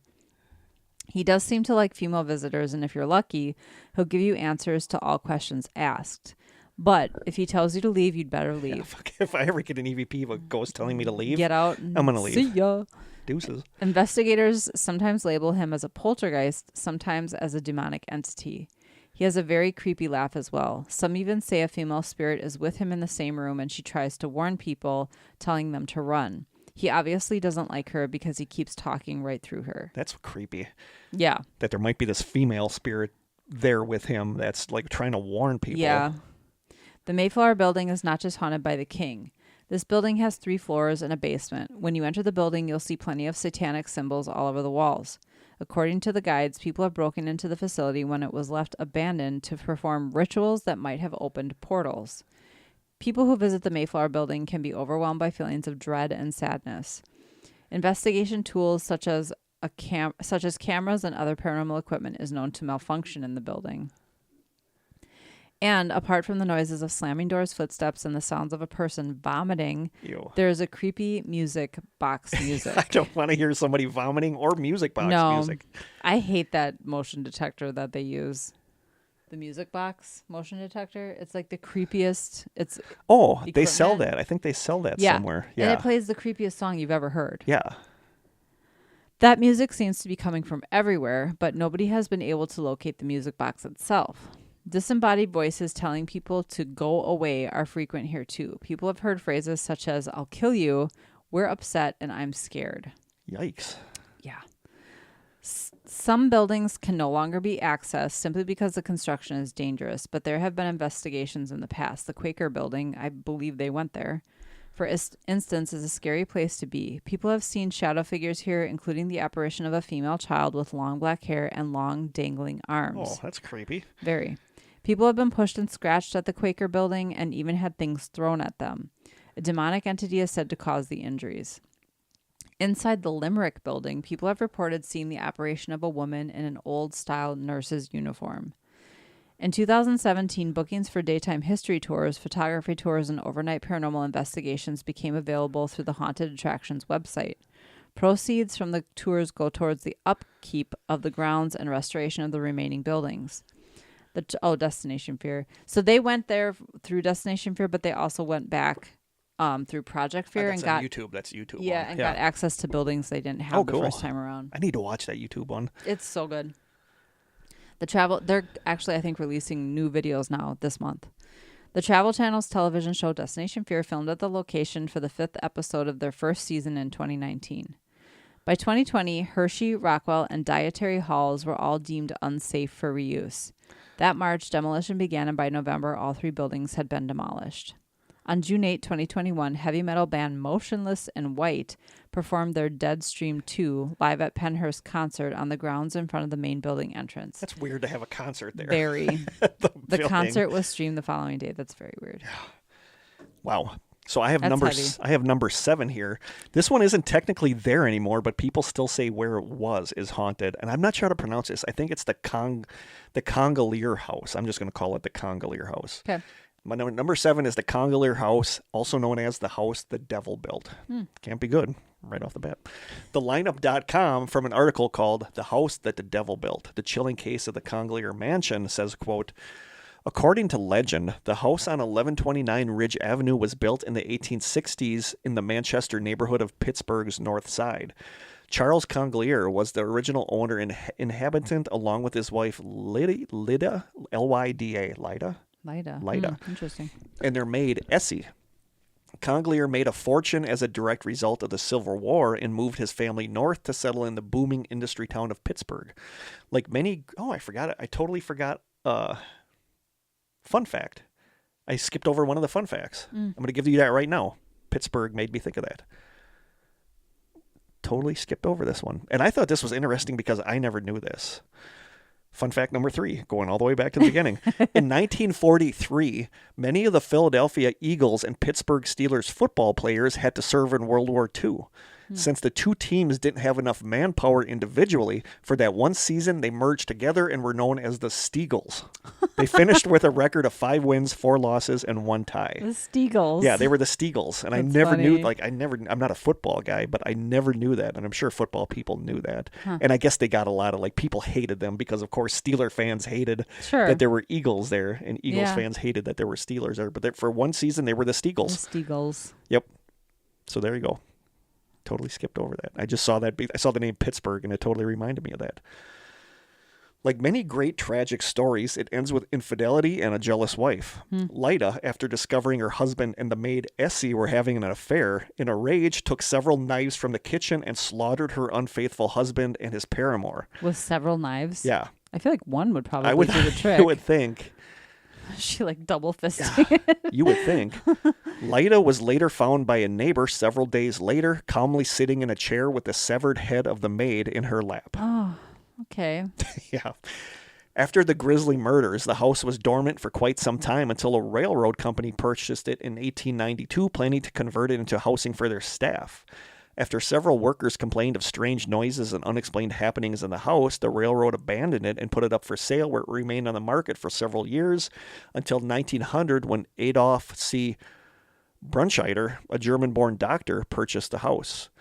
Brunscheider was described by his neighbors as a recluse who did not often partake in socializing and spent much of the time in the house by himself. But on the night of August 12, 1901, neighbors reported the sounds of a woman screaming and strange lights in the home. The police were called in and were appalled to find the body of a decapitated woman and the doctor nowhere to be found. What comes next is straight out of American Horror Story, as they discovered a laboratory in the basement with several more body parts, and more horrifyingly, a severed head that the doctor had used in his ghoulish experiments to keep victims of decapitation alive after the fact. What? The doctor was never seen again, though almost 30 years later, some believe he emerged from hiding in New York, drunk and claiming to have conducted strange experiments in Pittsburgh. Police did not put much weight on the man's claimed identity, and eventually released him from prison, deeming him harmless and never to appear in history again. Thanks to its dark history, which only seemed to grow with each new tenant, the house developed a reputation as a home for wayward spirits. According to some accounts, Thomas Edison himself was one of the many who visited the house to investigate the notorious paranormal phenomenon. Along with Julie Murray, a psychic medium of the time, they claimed to encounter a malevolent spirit with the power to harm the living and the ability to travel beyond the confines of the house. It continued to be dormant of any new inhabitants until it was once again purchased, this time by the Equitable Gas Company, again to be converted into apartments for its workers. As before, the workers inside reported hearing strange noises, disembodied voices, and 2 workers were discovered dead in the basement of the house. No cause of death or homicide suspect was ever found, and many of the men quickly then moved out of the house. The company continued to maintain a presence in the area, but in November 1927, a massive gas explosion resulted in spectacular damage to the surrounding area, leaving 27 people dead and over 500 people injured. The house itself was totally destroyed in the blast, leaving only a crater in the earth where the house had once stood. The site, however, wasn't free of its dark past just because the house was gone. Several locals continued to report hearing strange occurrences happening in and around the former location of the house, leading some to suggest the explosion was caused by the devil in an attempt to reclaim the dark and mysterious house for himself. The house was replaced by a stretch of road. Some tell stories of seeing apparitions walking along the side of the road where the house on Ridge Avenue once stood, and these apparitions will quickly turn and chase cars that pass by them. That's creepy. Yeah. The story of the Conglier Mansion has captured the imagination and horror of American citizens for over a century. But, like Amityville, how much of it is real? We do know that a family named Conglier lived at that exact address on Ridge Avenue, and in 1927, Marie Conglier was killed during a gas explosion which shattered glasses from the house several miles away and killed her by severing an artery in her leg. The house was then demolished sometimes after her death, and a highway was later built over the homestead. As for the evil German doctor, no record of him exists, according to historian Troy Taylor, but the legend continues to haunt locals as they share their experiences and stories of the strange mansion. Perhaps it just so happens the origins of the legends have some horrifying grounding in fact, but it's something we may never truly know. So that's number 7. Wow. Number 6, Betsy Ross House. Just several blocks away from Independence Hall. I think we went past this. I remember walking past this when I was Okay. in there, but I don't think we went inside of it. Just several blocks away from the Independence Hall and the Liberty Bell lies a skinny slice of history, the Betsy Ross House. The home itself was built over 250 years ago, and it is said that Betsy Ross herself lived there from 1776 to 1779. Why is this tiny little heritage home an important part of American history? Betsy Ross was the woman who designed and sewed the first ever American flag. Tradition tells that General George Washington and 2 members of the Congressional Committee visited Mrs. Ross in 1776. She convinced Washington to change the shape of the stars in a sketch of a flag he showed her from 6-pointed to 5-pointed by demonstrating that it was easier to cut the shape of the 5-pointed star. Ross made flags for the Pennsylvania Navy during the time of the American Revolution and was an avid flag maker for over 50 years. For more than 150 years, the house served as both a business and a residence for many different owners. It saw the likes of a shoemaker, drugstore, tailor, a cigar shop, and even a tavern at one point. The entire property, including the home and the courtyard, was gifted to the city of Philadelphia in 1941. The Betsy Ross House remains dedicated to its historic mission of preserving the site and remembering the life of Betsy Ross, a working-class 18th century tradeswoman. The home is even filled with antiques and the personal belongings of Betsy and her family. A well-known haunted hotspot, the Betsy Ross House was directed by Lisa Acker Mulder when the house was featured on the popular paranormal television show Ghost Hunters. The team of paranormal investigators from the show provided Mulder with evidence of a haunting she said surprised her. Quote, "I've certainly heard my share over the years and had a few unusual experiences of my own. However, I have to admit to being absolutely shocked by the results of the TAPS investigation." Once the team arrived at the landmark home, Mulder told them of a more recent story of murder right at the house. In 1980, 2 security guards for the home got into an altercation in the basement of the gift shop. The fight turned really sour when one of the guards pulled out his gun and shot the other 3 times. I would say that one's sour. That's very sour, leaving him overnight in the shop to die. Since then, visitors have claimed to hear disembodied voices coming from the area where the murder took place. In the parlor of the home, where Betsy is said to have met with the U.S. Flag Committee, witnesses state that they feel a very dark and foreboding presence in the room with them. Other visitors and staff members have heard rustling and voices coming from the basement of the house itself. In the director's office, which is in the attic of the home, one former director felt a large hand grab onto his shoulder roughly and was so frightened by the experience that she climbed out of the window and onto the flagpole outside, too afraid to cross the room to escape down the steps. Dang, did she shimmy down the flagpole? Right? Just do the whole fireman slide. History states that the house's former owner died in the room that now functions as the director's office. With a bit of the home's history under their belt, the Ghost Hunters team set out to try and see what they experienced within the home. During their investigation, they captured disembodied voices galore throughout the house. One came from the basement, a man moaning. Could this be the spirit of the guard who was left to die here? A man's voice was also captured in the director's office, but it was too muffled for them to make out precisely what he was saying. While spirits of more recent tragedies are seen regularly in the home, Betsy Ross herself has also been witnessed. Guests to the home report seeing a woman crying at the foot of a bed in the basement. Betsy Ross not only lost her husband to an explosion as he served the country, but she also lost one of her daughters while she was married to her 3rd husband. Rumor has it that the woman sobbing by the bed is Betsy, mourning the loss of her husband and child. Wow. I feel like this is going to be a super long episode. But How much more do we have? well, we got a ways to go yet. I'm okay with that. Well, I don't have a lot left. I seem to remember Ghost Hunters being at the Betsy Ross house, so I must have watched that episode, but I always forget that place is supposed to be super haunted. I love number 5. I mean, this is a straight up urban legend, but I love this story, and it shows up all the time when you look up haunted stuff in Pennsylvania. And number 5 is the Bus to Nowhere. This comes from the Urban Legends Wiki. It's easy for me to say. Urban Legends Wiki. The Bus to Nowhere is an urban legend originating in Philadelphia, Pennsylvania. This mysterious bus, also known as Zero, the Wandering Bus, or simply the bus, is said to appear when individuals are at their lowest points, feeling hopeless and lost.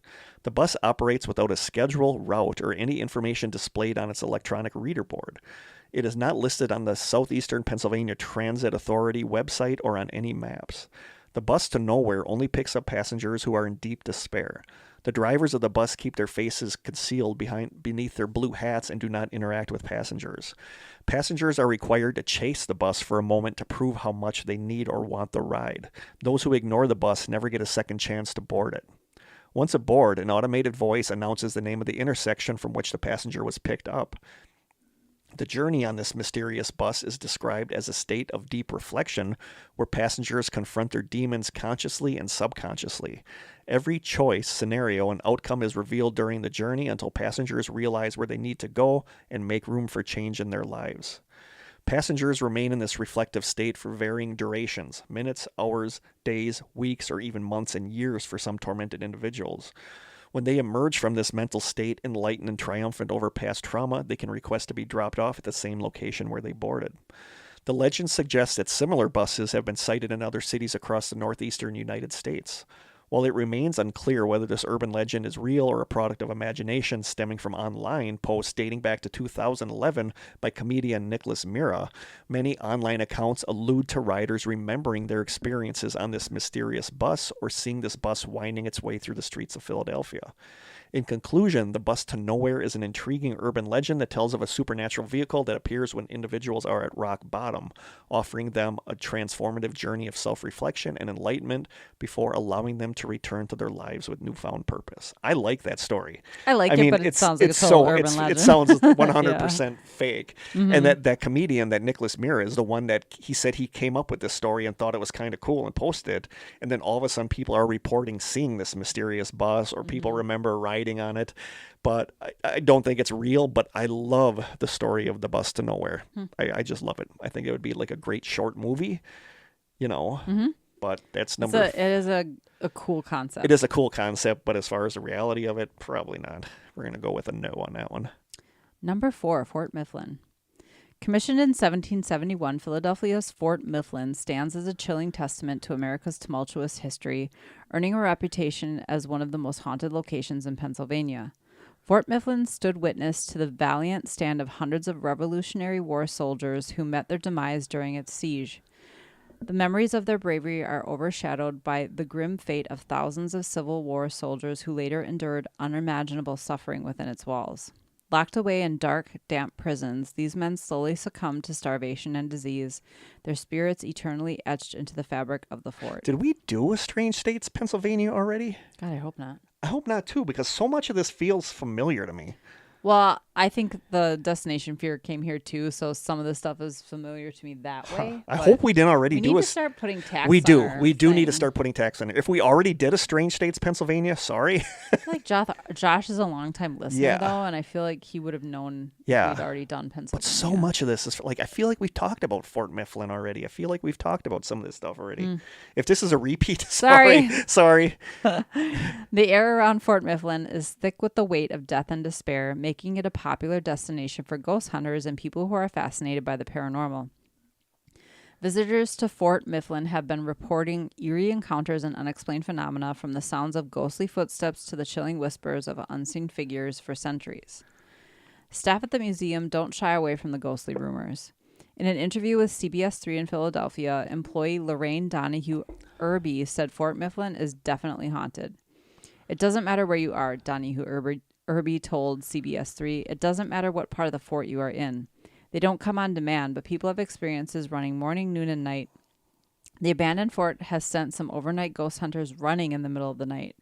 Teams have captured orbs of light floating with their camera, gotten glimpses of apparitions behind door frames, and recorded disembodied voices. Visitors who explore the fort often see soldiers cleaning their guns, even when no historical actors are present. Many will catch a whiff of a mysterious aroma like bread baking or wood fire. An unexplained noise that sounds like a woman's scream fills the air unexpectedly at all hours of the day. Some visitors even claim to have been touched, pushed, and pulled by phantom hands. The most infamous and well-known ghost of Fort Mifflin is the Faceless Man. Visitors spot his apparition roaming throughout the property in Civil War attire. Many people believe the spirit belongs to William H. Howe. Howe was notoriously executed at the fort during the Civil War. Some ghost hunters are quick to paint a grisly picture of Howe as a treacherous, murdering outlaw. They claim his spirit is an evil force that stalks the fort ruins for vengeance. This spooky story may be enough to keep kids up at night, but the truth about Howe is much more interesting. According to historical documents, Howe was a 25-year-old German farmer who joined the Union Army. Known as a great marksman, he won accolades for his bravery in Fredericksburg, determined to stay on the battlefield day and night. His friends were impressed with his personal courage and indomitable will, but all the will in the world couldn't save him from the battle going on within his own body. He came down with an attack of inflammation of the bowels. Nowadays, we call it dysentery. The disease eventually became the number one killer of all Civil War soldiers. It caused uncontrollable bloody diarrhea. Oof. In some cases, I think it was rampant in like prisoner camps. Yeah. People would just like succumb to it because it was really, really, the sanitation was horrible and it was really contagious. Diarrhea itself is no picnic. I Yeah, can't it's no imagine picnic. bloody diarrhea. In some cases, it would get so severe that its victims would die from dehydration. Maybe it was Howe's indomitable will that made him insistent on not letting his condition get the best of him. When his regiment's medical tent burnt down in battle, he left the group of other soldiers to seek treatment in Washington. After seeing a doctor, Howe went home to recover, stuck in bed for 2 months. He didn't realize how much trouble was coming his way for being unable to report back to his unit. These are PayPal notifications Well, thank for you. Kofi. Thank you, people. Howe's enrolling officer came looking for him, but the officer's intentions seemed questionable at best. According to historical accounts, the officer and 3 other men showed up at Howe's house drunk at midnight to fetch him. Howe picked up his gun and fired 2 shots at the rowdy crowd outside his bedroom window to scare them off. He didn't realize that both of his shots directly struck his enrolling officer, fatally wounding him. Howe was arrested and imprisoned in the equally haunted Eastern State Penitentiary during his trial before being sentenced to death. He was granted a stay of execution as he pleaded for mercy. He desperately wrote to Abraham Lincoln for help. That mercy never came. Today, it's widely believed authorities did not give Howe any leniency because they felt they needed to make an example of him. An increasing number of soldiers had begun to desert the Union Army. Well, he didn't desert. He was really sick. Yeah. According to records, 200,000 men left their Wow, regiments that's a lot before of the people war was deserting. over. Yeah. According to newspapers, the community sided with Howe and attended his execution in a show of support.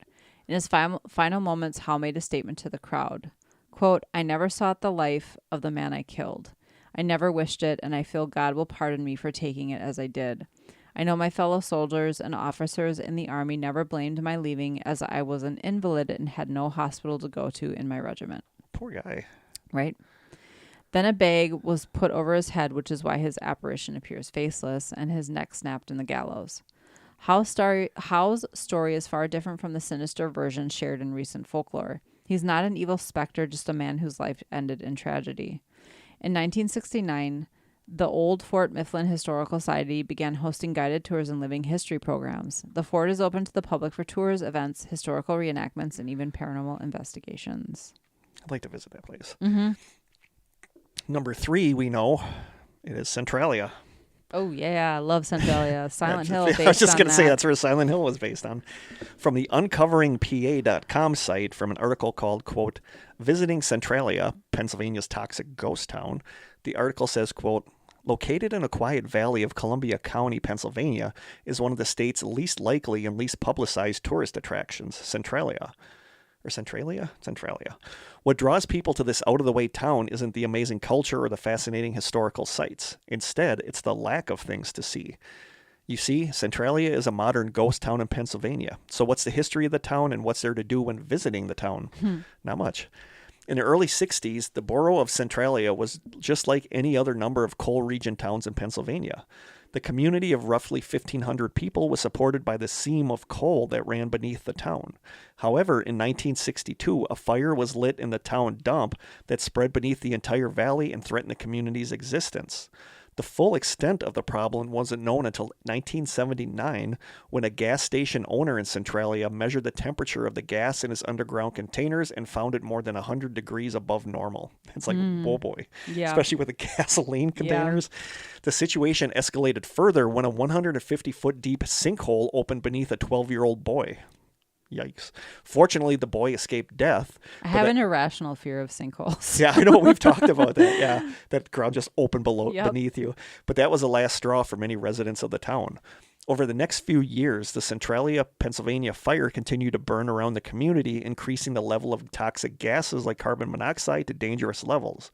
By 1990, only 63 residents remained, and by 2012, there were only 10 people left in the town. Over the last 2 decades, many of Centralia's buildings have been torn down. However, there are still things to do in Centralia, Pennsylvania. Driving over the mountains from nearby Ashland, you'll come over the crest of the hill to a marker that still welcomes you to the borough of Centralia. Just down the road are 3 very well-kept cemeteries. In Oddfellow Cemetery on your right, it's said that smoke from the fire can sometimes be seen rising up through the ground, making for a very eerie scene. Yeah, definitely. Yeah. Even if there's no smoke, however, the cemetery is interesting to see as the fence surrounding it and many of the gravestones show signs of how the fire has changed the landscape. The land behind Oddfellow Cemetery is where the fire is thought to have started. In this area, the effects of the fire can be clearly seen in the scorched earth and the plant life that has survived there. Metal venting tubes dot the landscape here, but little can be seen of the active fire on most days. Continuing downhill into the town center of Centralia, it almost has the feel of a town destroyed by war. Roads that once led to the quiet residential streets now lead nowhere. Driving down these deserted lanes, you can still see curbs, sidewalks, and front steps, many of which have been upturned by the power of the fire. The few houses that remain sit in isolated pockets around town, surrounded by lots where nature is reclaiming the land once occupied by happy families. What is he doing? I have no idea. The only spark... Jim's doing something upstairs. Sounds like he's running something Hopefully over they the floor. can't hear. The only spark of color in Centralia is the beautiful Assumption of the Blessed Virgin Mary Ukrainian Greek Catholic Church, which sits on a hill above town and still holds weekly services. One of 5 churches in town where the fire started, it is the only one still standing. Also worse, I can't figure out what he's doing. Yeah. I'll be texting him now. Is he vacuuming? No, we'd hear that. He's done. We'll see. Also worth seeing is the former Veterans Memorial, which still has a chain link fence and the base where the Veterans Memorial statue once stood. There was a time capsule buried in the park in 1966, but it was removed in 2014. The primary highlight of Centralia used to be the Graffiti Highway. And that was just like a highway where it was like people would just go and write graffiti. And it was some Literally, the name is Yeah. very literal. Unfortunately, a lack of proper management of the site and a lack of respect from both locals and visitors caused this historic roadway to be covered in dirt in April 2020 instead of being protected as a historic landmark as it should have been. Centralia's Graffiti Highway was located on what was once Route 61, the road that still runs from Ashland to Centralia. However, the fire necessitated such frequent and expensive repairs to the road that Route 61 was permanently rerouted around the area in 1994.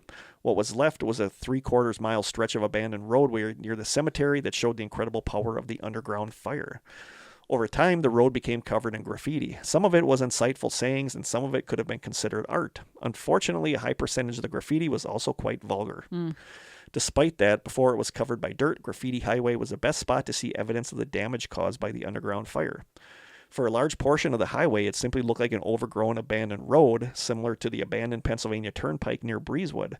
However, in the middle of the destroyed section, there was a large crack that ran through the road. There are also reports that smoke could still be seen rising from the ground from time to time in this area. There are residents that do still live in town. I can't imagine still living there. No.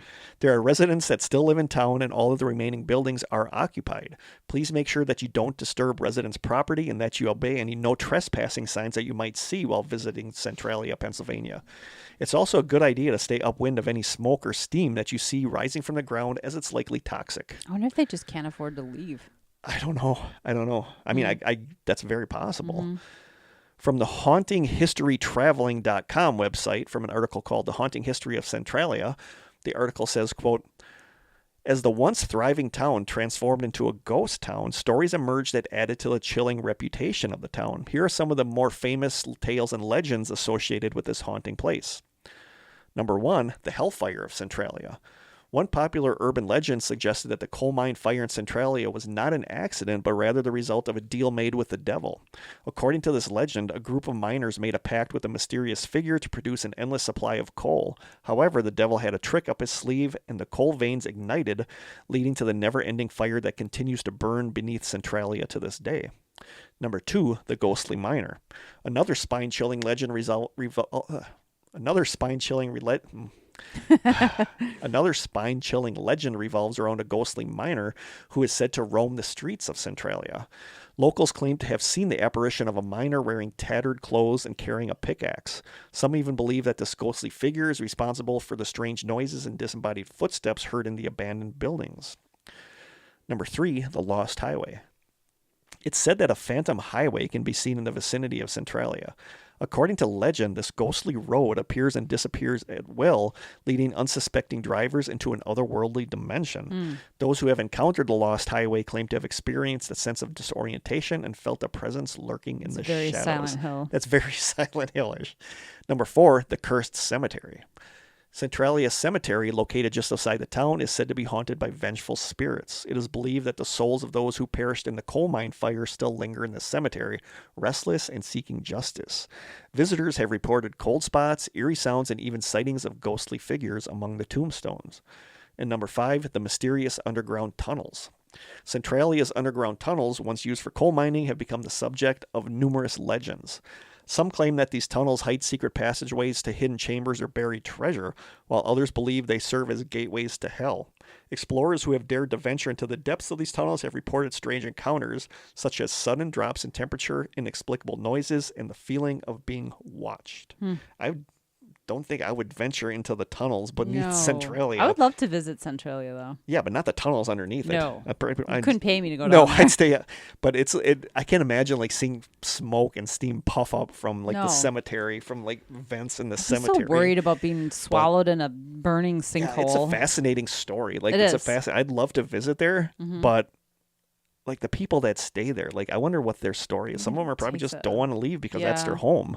But I'd be probably very quiet. I'd be so freaked. No, probably because there's probably tourists, like teens, coming in there and sneaking in there, and Pyramid Head wandering around and dragging that big sword, and like creepy just, nurses with no faces. The carbon monoxide, like worrying if I'd breathing be worried in about noxious the fumes all the time. Yeah, so that's exactly. Centralia, number 3.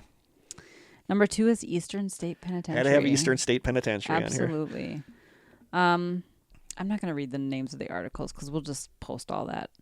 Philadelphia is a vibrant, bustling city best known for its famous cheesesteaks. I like Philadelphia cheesesteaks. And have you had an actual one there? Yeah. Nice. And I'm not a fan of peppers generally, but they're good. Love peppers. And iconic historical landmarks. Among these landmarks, one stands out for its imposing appearance and notorious reputation. Since opening on October 25th, 1829, Eastern State Penitentiary has loomed over the city streets like a medieval castle. Eastern State Penitentiary was born of a revolutionary concept. In the late 1700s, the prison system of Philadelphia was chaotic and cruel. Men, women, and children alike were kept together in communal holding cells. Prisoners were to perform manual labor in silence and could be subjected to physical punishment at any time. Abuse was rampant within the prisons at the hands of both inmates and guards. In 1787, the Philadelphia Society for Alleviating the Miseries of Public Prisons met to discuss ways to improve the system. Benjamin Rush, a well-respected doctor in the city, came forward with an idea. He proposed that incarcerations should serve as a time for criminals to reflect on their actions, repent, and reform so that they could reintegrate into society. Rush believed that the way this change would be achieved was through solitary confinement. Like solitary confinement is one of those things that, like I like being alone. Yeah, I feel like if I had to go to prison for some reason, I'd be like, I'm okay being in solitary. Give me a I'd be book. afraid of everyone else. Give me a couple books. Throw me in solitary. I feel like you'd be safe there. Yeah. The system was first implemented in the Walnut Street Jail, but as the population of Philadelphia continued to grow, it quickly became clear that a larger facility was needed. So, ground was broken in a cherry orchard 2 miles outside of the city, and construction began on Eastern State Penitentiary. The building was designed by John Haviland, and even the proposed layout was revolutionary for the time. It was designed to be a pinwheel with 7 cell blocks branching off from one central point. The goal was for a single guard to be able to monitor the entire penitentiary from his position in the center. I don't know how that's possible. Yeah, I don't either. The penitentiary was meant to hold a maximum of 250 inmates. Yeah, we've heard this before. Yes, we did. Just Each with their recently. own individual cell in single-story cell blocks. However, by the time that construction on cell block 3 was finished, the penitentiary was already at capacity. Therefore, the rest of the cell blocks were built with 2 stories. By 1913, the penitentiary had completely abandoned its initial system of solitary confinement due to overcrowding. Soon, each cell hosted 2 to 3 men at a time. I would rather be in solitary than be in a Same. cell with 2 other people. Yeah, I agree. Conditions quickly deteriorated at Eastern State, and despite the good intentions that had led to its construction, cruel punishments became commonplace. I feel like that's just like Pennhurst, where I think Yeah. stuff starts out with good It intentions. does start out with good but then intentions, people just get yes. frustrated and take it out on the prisoners. There was the water bath in which inmates were dunked, then hung out on a wall in winter until ice formed on the skin. The mad chair, which bound an inmate so tightly that circulation was cut off, later necessitating amputations. Now, I don't like any of these. The iron gag, in which an inmate's hands were tied behind the back and strapped to an iron collar in the mouth so that any movement caused the tongue to tear and bleed profusely. I can't believe this stuff was allowed to happen. And the hole, a dank underground cell where unfortunate souls had no light, no human contact, no exercise, no toilet, and little food and air. I don't like the no toilet. Ugh. The penitentiary saw many escape attempts and Oh, yeah. even riots at the hands of inmates who were tired of being mistreated. As unrest rose, talks began of shutting the penitentiary down. Eventually, in 1971, Eastern State was officially closed and all of its inmates were moved to surrounding prisons. Despite various plans for redevelopment of the land, the building stood empty until restoration efforts began in 1988.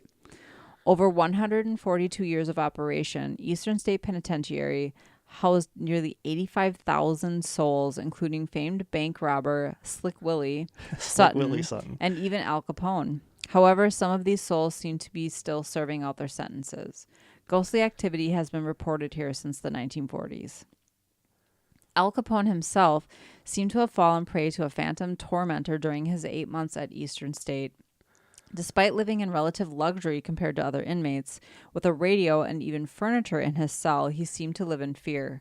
Capone believed that James Jimmy Clark, a victim of the St. Valentine's massacre, had come to haunt him. When darkness fell, he would wail and scream in terror, begging Jimmy to stop harassing him. That's creepy. Yeah. After leaving the penitentiary... Do I say that weird? I think you're saying it weird, but I can't figure out how. Penitentiary. I think you're adding airy when it's a re. Penitentiary. Capone even hired a medium to rid himself of the specter to no avail. Even without Capone, screams of torment still echo through the empty corridors of Eastern State. I'm just going to call it that. Yeah, just call it Eastern State. Sounds of crying come from vacant cells, and visitors report breathy whispers taunting them as they explore the grounds. Sadistic cackles emanate from cell block 12, and throughout the penitentiary, cell doors can be heard rattling and even slamming shut. Disembodied footsteps stroll the hallways, and some lucky visitors have been lucky. I don't know if I would consider myself lucky. Been to tapped, be on, tapped the on the shoulder no, or called by name. by an invisible hand or even called by name. Cell block 6 is infamous for black silhouettes darting between cells, but these entities... Was this where Taps was when they had that look like a person with a blanket over them? This was like one of the first episodes of Taps, and this was like controversial because they had the footage where it looked like somebody with a blanket over them running up Stepped to the out of- camera and then ran back really I quick. kind of remember that, And I yeah. feel like that was Eastern State, and that was when people are like, that looks totally fake, and that was like a big controversial episode. I think that was Eastern State Penitentiary for ghost hunters. Cell block 6 is infamous for black silhouettes darting between cells, but these entities are not confined solely to this area. Shadow figures have been spotted slinking along the walls all throughout the penitentiary, including the guard towers dotted along the yard. These shadows were most famously reported by a man named Gary Johnson, who worked as a locksmith during the penitentiary's early restoration. In the early 1990s, Johnson had just opened an old lock in cell block 4 when he says a force gripped him so tightly that he was unable to move. He described a negative, horrible energy that exploded out of the cell.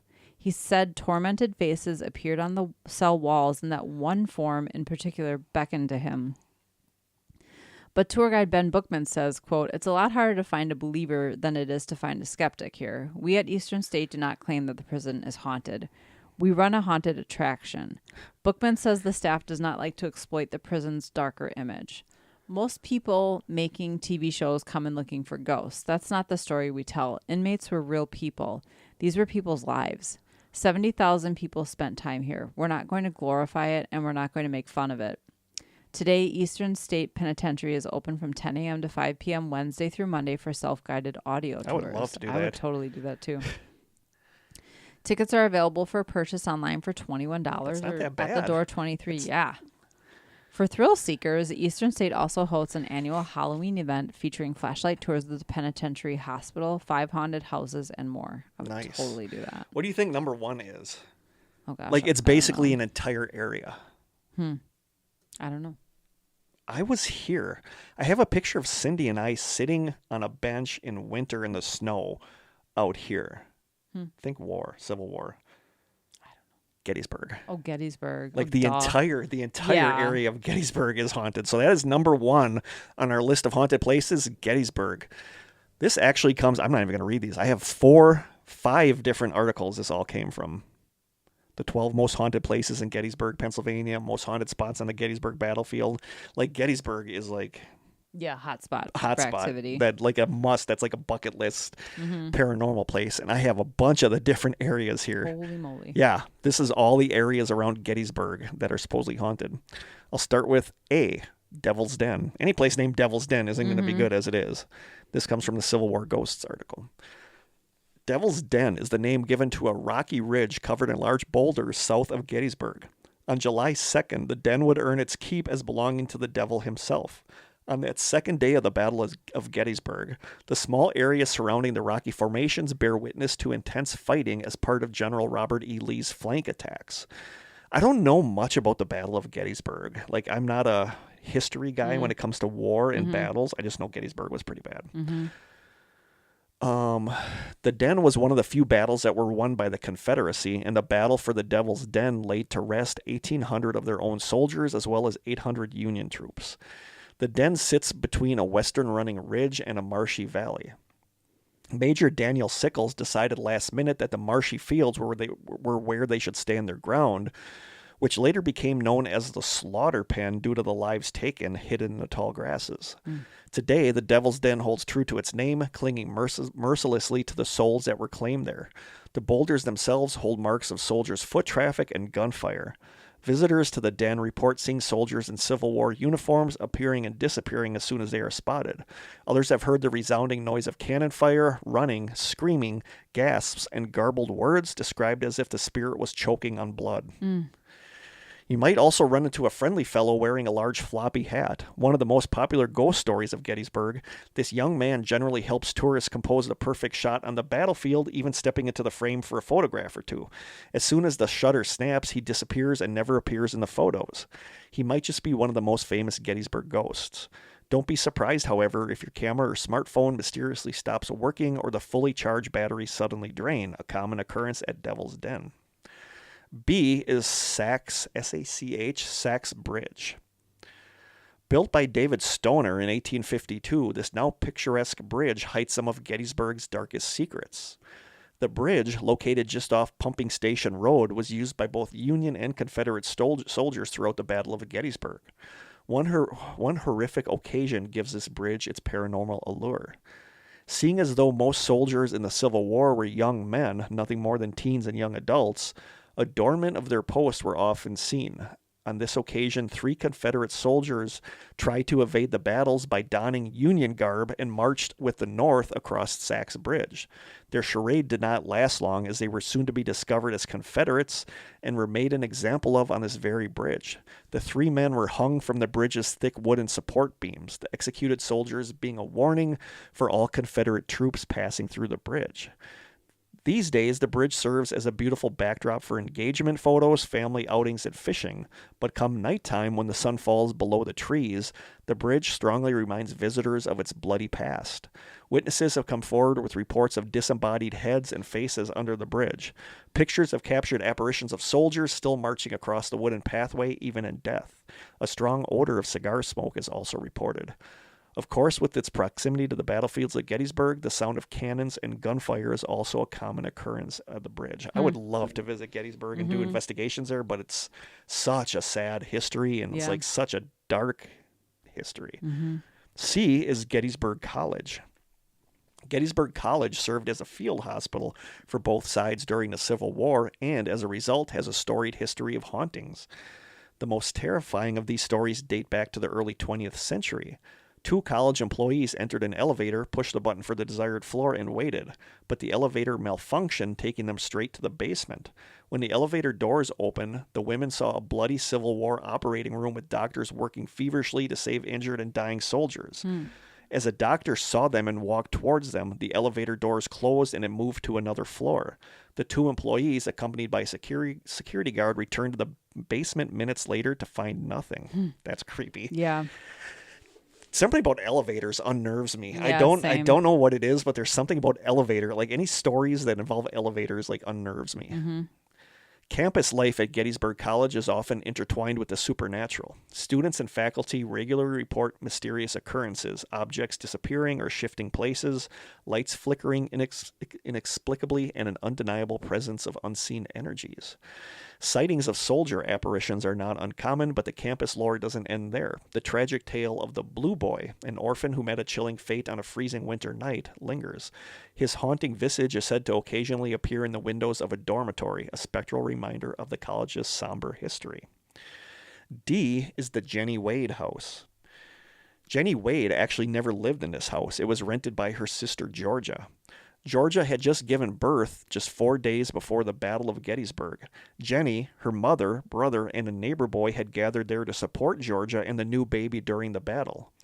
Jenny is famous for being the only civilian casualty directly killed during the Battle of Gettysburg. A stray bullet entered the home, passed through 2 doors while Jenny was mixing dough for biscuits, hitting her in the back and killing her. The house is now one of Gettysburg's most popular tourist spots, and the famous bullet holes in the door can still be seen. It has been claimed that if female visitors place their finger in the interior door bullet hole, Jenny will give them a special gift. They will receive a marriage proposal within a year. Ooh. This is thought to be because poor Jenny was killed before her marriage, and she doesn't want other ladies to suffer that same fate. Visitors often hear loud bangs and feel sudden rushes of cold air while on the 2nd floor of the Jenny Wade house, and report feeling like a child is holding onto their leg in certain areas. Yuck. Yeah.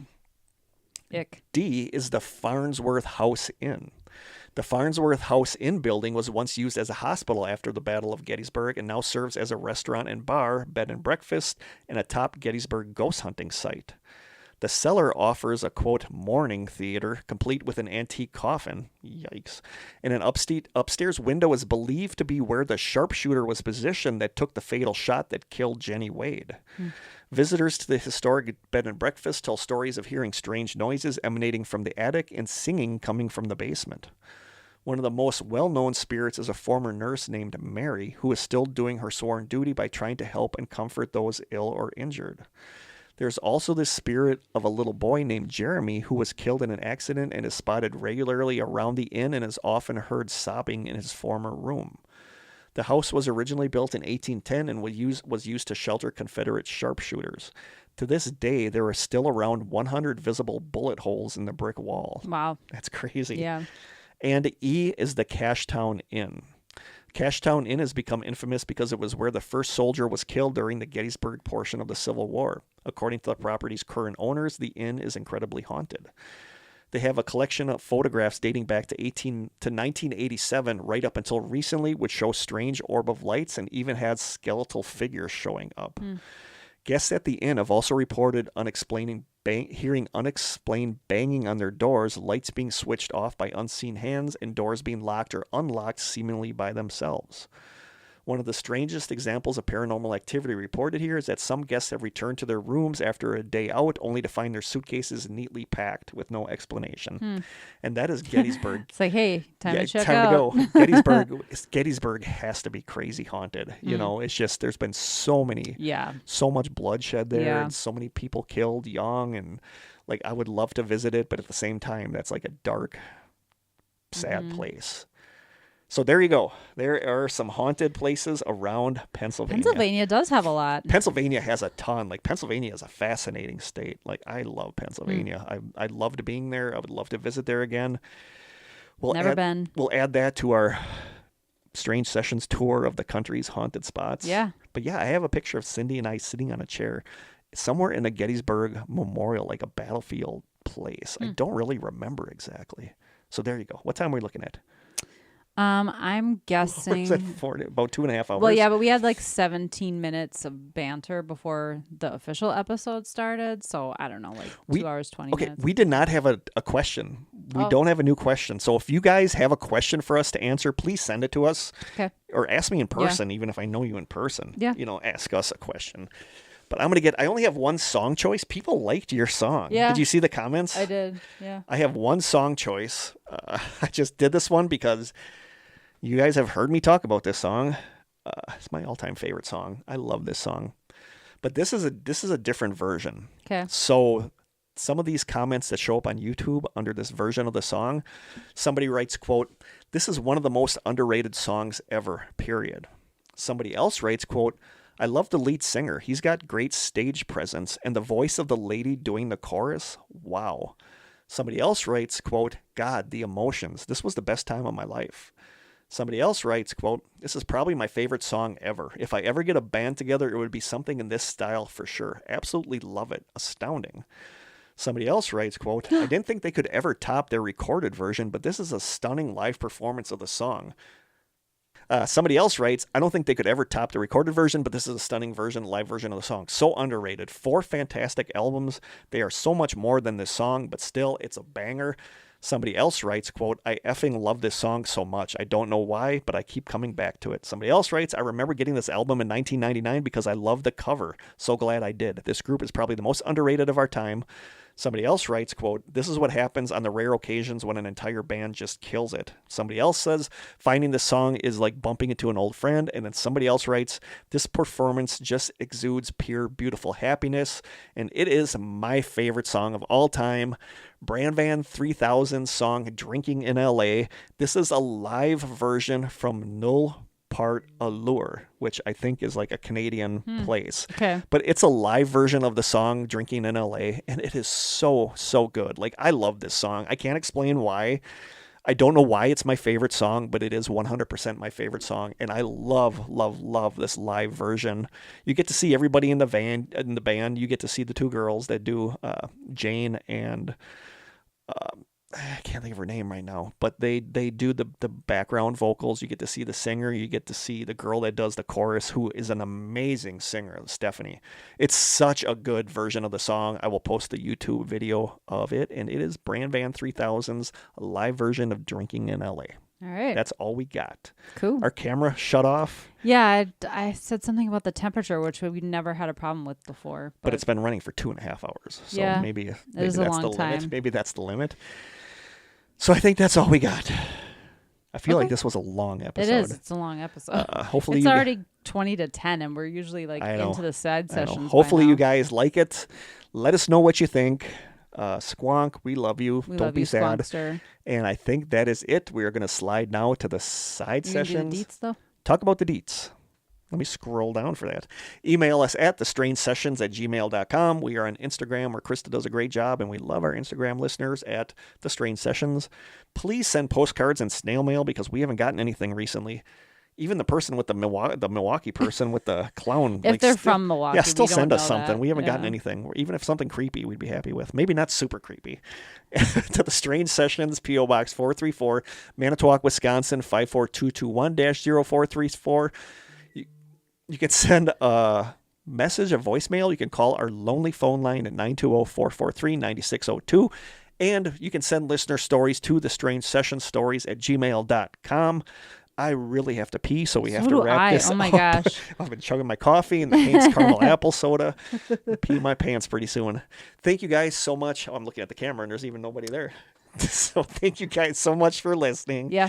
We will be back in 2 weeks with another episode about the nature of reality, So Mandela excited. effect, paranormal. What am I Glitch looking in the for? Matrix. Glitch in the Matrix, parallel universes.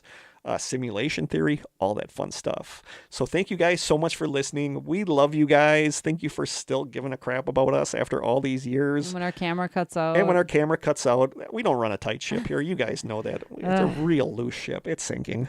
But Yep. thank you guys for listening. We love you, and we will talk to you soon. Until then, stay strange. Bye.